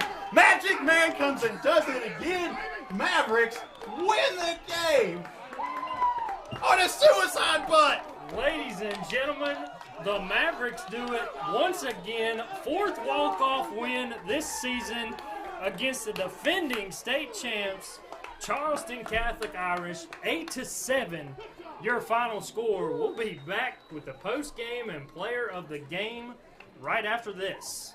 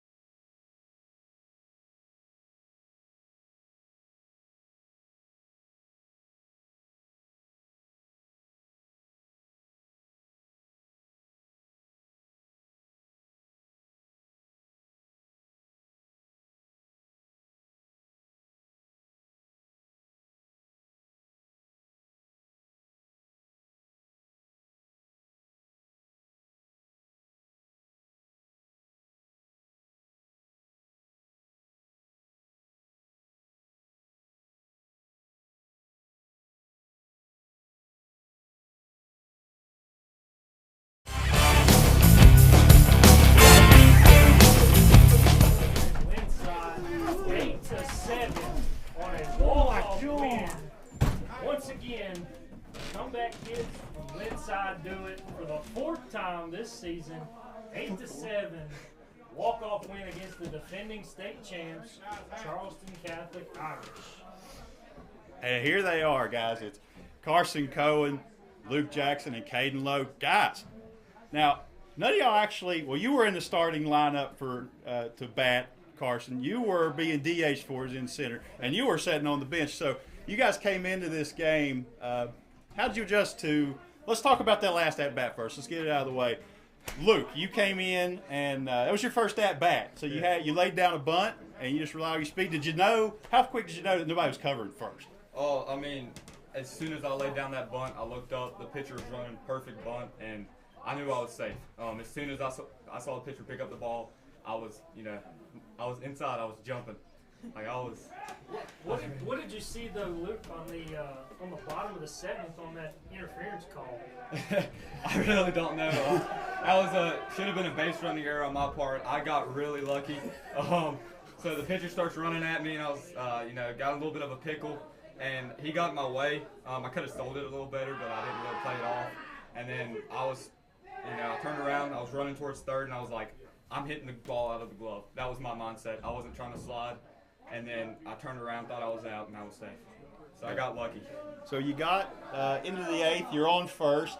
there's a bad throw over. You get to second on that, lose your glasses. Oh, yeah. Then you get to third on the booted bunt that Fraley put down behind you, and then was it Fraley or was it who put the bunt down? That was Neal. It was it was Bryce Neal. Yeah. You got on first. Three bunts. So then we get to the one out at bat from Caden Lowe. So you're stepping in. Was that your first at bat or second at bat of the game? I think it was your second. at-bat. Your second. So you're going to lay down a bunt. You know the bunt's coming. Oh yeah, he told me as soon as that ball's on the ground, you're running. And I mean, he laid down a beautiful bunt, and they got it up pretty quick. But by the time they got the throw in, I was already safe. Did you slide over the bat? Looked like you had to slide over the bat there I- on home plate. I was blank. I don't even know. I was like so zoned in on just diving for that home plate. I don't even know if I hit the bat. But that gave the win. That's a second walk-off you've been involved in about as many weeks. So how does it feel to be a difference, hitting it or scoring the run? Which do you like better? I mean, I'm a big fan of hitting it. Scoring the run's also nice. But the run was thanks to Caden. It wasn't thanks to me. I got on base, but Caden did his job too. Well, let's talk about that. Kate Lowe coming in, relief pitching, bases loaded, comes in, and just awesome work there, relief wise. Go in top of the eighth. I mean, you guys just had 5-run rally. Go in top of the eighth, and you've got 7, 8, 9. Was you thinking in your mind, this is my inning right here? Oh yeah, they told me it was 7, 8, 9 before I went out there, and I told Cooper that, and I was like, we're getting him here. And great outfielders out there backing me up, and just try to throw strikes and get them to hit the ball. That's all I had to do. That's all you got to do. I mean, just like my coaches said back when I played on this field. Yeah, I know. I'm back in the old days, 2011. All you got to do is throw it, let them put it in play, and let your boys behind you do the work, and that's exactly what you've done. Let's back up another inning there because they were threatening there with I believe bases loaded when Carson Cohen had to come in. Exactly right, the rookie. And with no outs. Exactly. With no outs, I don't know, pitches, gets out of the inning. So what were you thinking coming in right there? We saw you in relief against Riverview, and you looked great with 6 strikeouts over 2. So what were you thinking coming in? That's a tough spot. Coming in, I was like, I'm going to do this for the team. I'm going to take them all down. We're going to get out of this inning and get some hits in. And we sure did. Yeah. Exactly right. You come in, bases loaded, nobody out, and shut them down 1, 2, 3. Had a little shaky next inning there, but I mean, you're a true freshman coming in against a defending state champs on your home turf. It's going to be a little nerve-wracking. So, I got to ask you, Carson, the rookie. Me and Boomers talked about it up here the entire time. Does that come from, per se, a movie? No. No? Got it back whenever I was little, playing travel ball. Okay. Oh my goodness! So it goes back that far. Yeah, we kind of figured it might have been from here with the little Chicago Cub pitcher. So okay. So we talked about some pitching to contact, some great plays there in the outfield. Luke, you were involved in a couple of those. What are you guys doing out there? You just reading the ball good today? I mean, compared to Princeton, no wind. It's a lot more easy to track down a fly ball when there's not 30-mile-an-hour wind blowing to outfield. Yeah. But I'm really proud of Bryce Neal in right field. This is, I think, his second game starting right, if I'm correct, and he did an excellent job tracking down the ball. And then Joe did a great job in left field. So our outfield's solid, and I love to see it. Yeah, right field tough here, usually playing into the sun. A little earlier game today, so maybe not quite as bad. But, yeah, usually a tough spot as that shadow starts casting that direction. We saw that play at shortstop where their shortstop, who was I can't remember who it was at the time. Blades. It was Blades, booted, or that ball took a hop on him and got over. Carson, you were playing shortstop. Is there anything on the infield over there that was going to cause that hop, or is that just... There's some thick pieces of grass over there, like thick pieces of mud. That's why whenever I was playing short, I was playing more up close to the grass, right where that dark gray and then dark dirt, right there. That's where I was playing, and that's where you just got to play because that other stuff is just terrible. Yeah. So now, Carson, you're on camera, so you can't lie to us. Coming in against the defending state champ, when did you know you was going to get the start at shortstop? Like last second. Last second? Last second. Was you nervous as all get out going in? No, I walked in, I was like, I got to show these coaches what I'm about. That's right. I'm going to do it. That's right. Exactly right. So y'all's next game will be against Greenbrier West, a road game. When is that? That's the 17th, I believe? I think so. Yeah. I think 17th. So just a couple weeks left in the season. How are you guys feeling? I mean, you got to feel pretty good after that. Yeah, we got a lot of momentum right now going towards postseason. Yeah. That's a big win, but we cannot look past West. West only lost to this team 5-0. They got a pitcher, Dale Boone, throwing 85. They're a really tough team, so we're just gonna have to play our best ball, play 7 innings like we did today. Yeah, well, guys, congratulations on the big win. Good luck going 6 forward. straight wins. Yeah, and Going in. we'll be here for the action. We're gonna try and get head coach Gary Stutz to come up here for a second. Okay, we'll take a quick break. We'll try to get him up here, guys. Players of the game: Luke Jackson, Caden Lowe, and Carson Cohen. Mavericks win 8-7 over defending state champion Charleston Catholic. And don't go anywhere. We're gonna try to get Gary up here in just a second.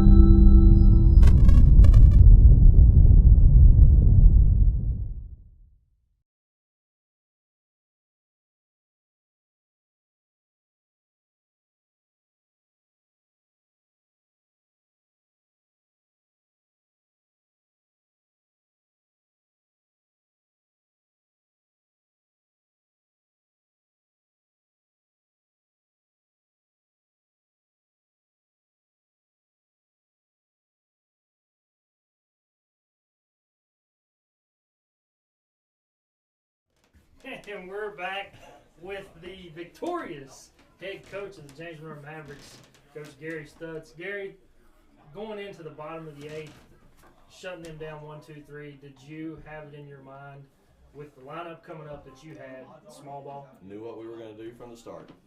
Absolutely. Knew who the 1, 2, and 3 coming up. Confidence in them, confidence in themselves.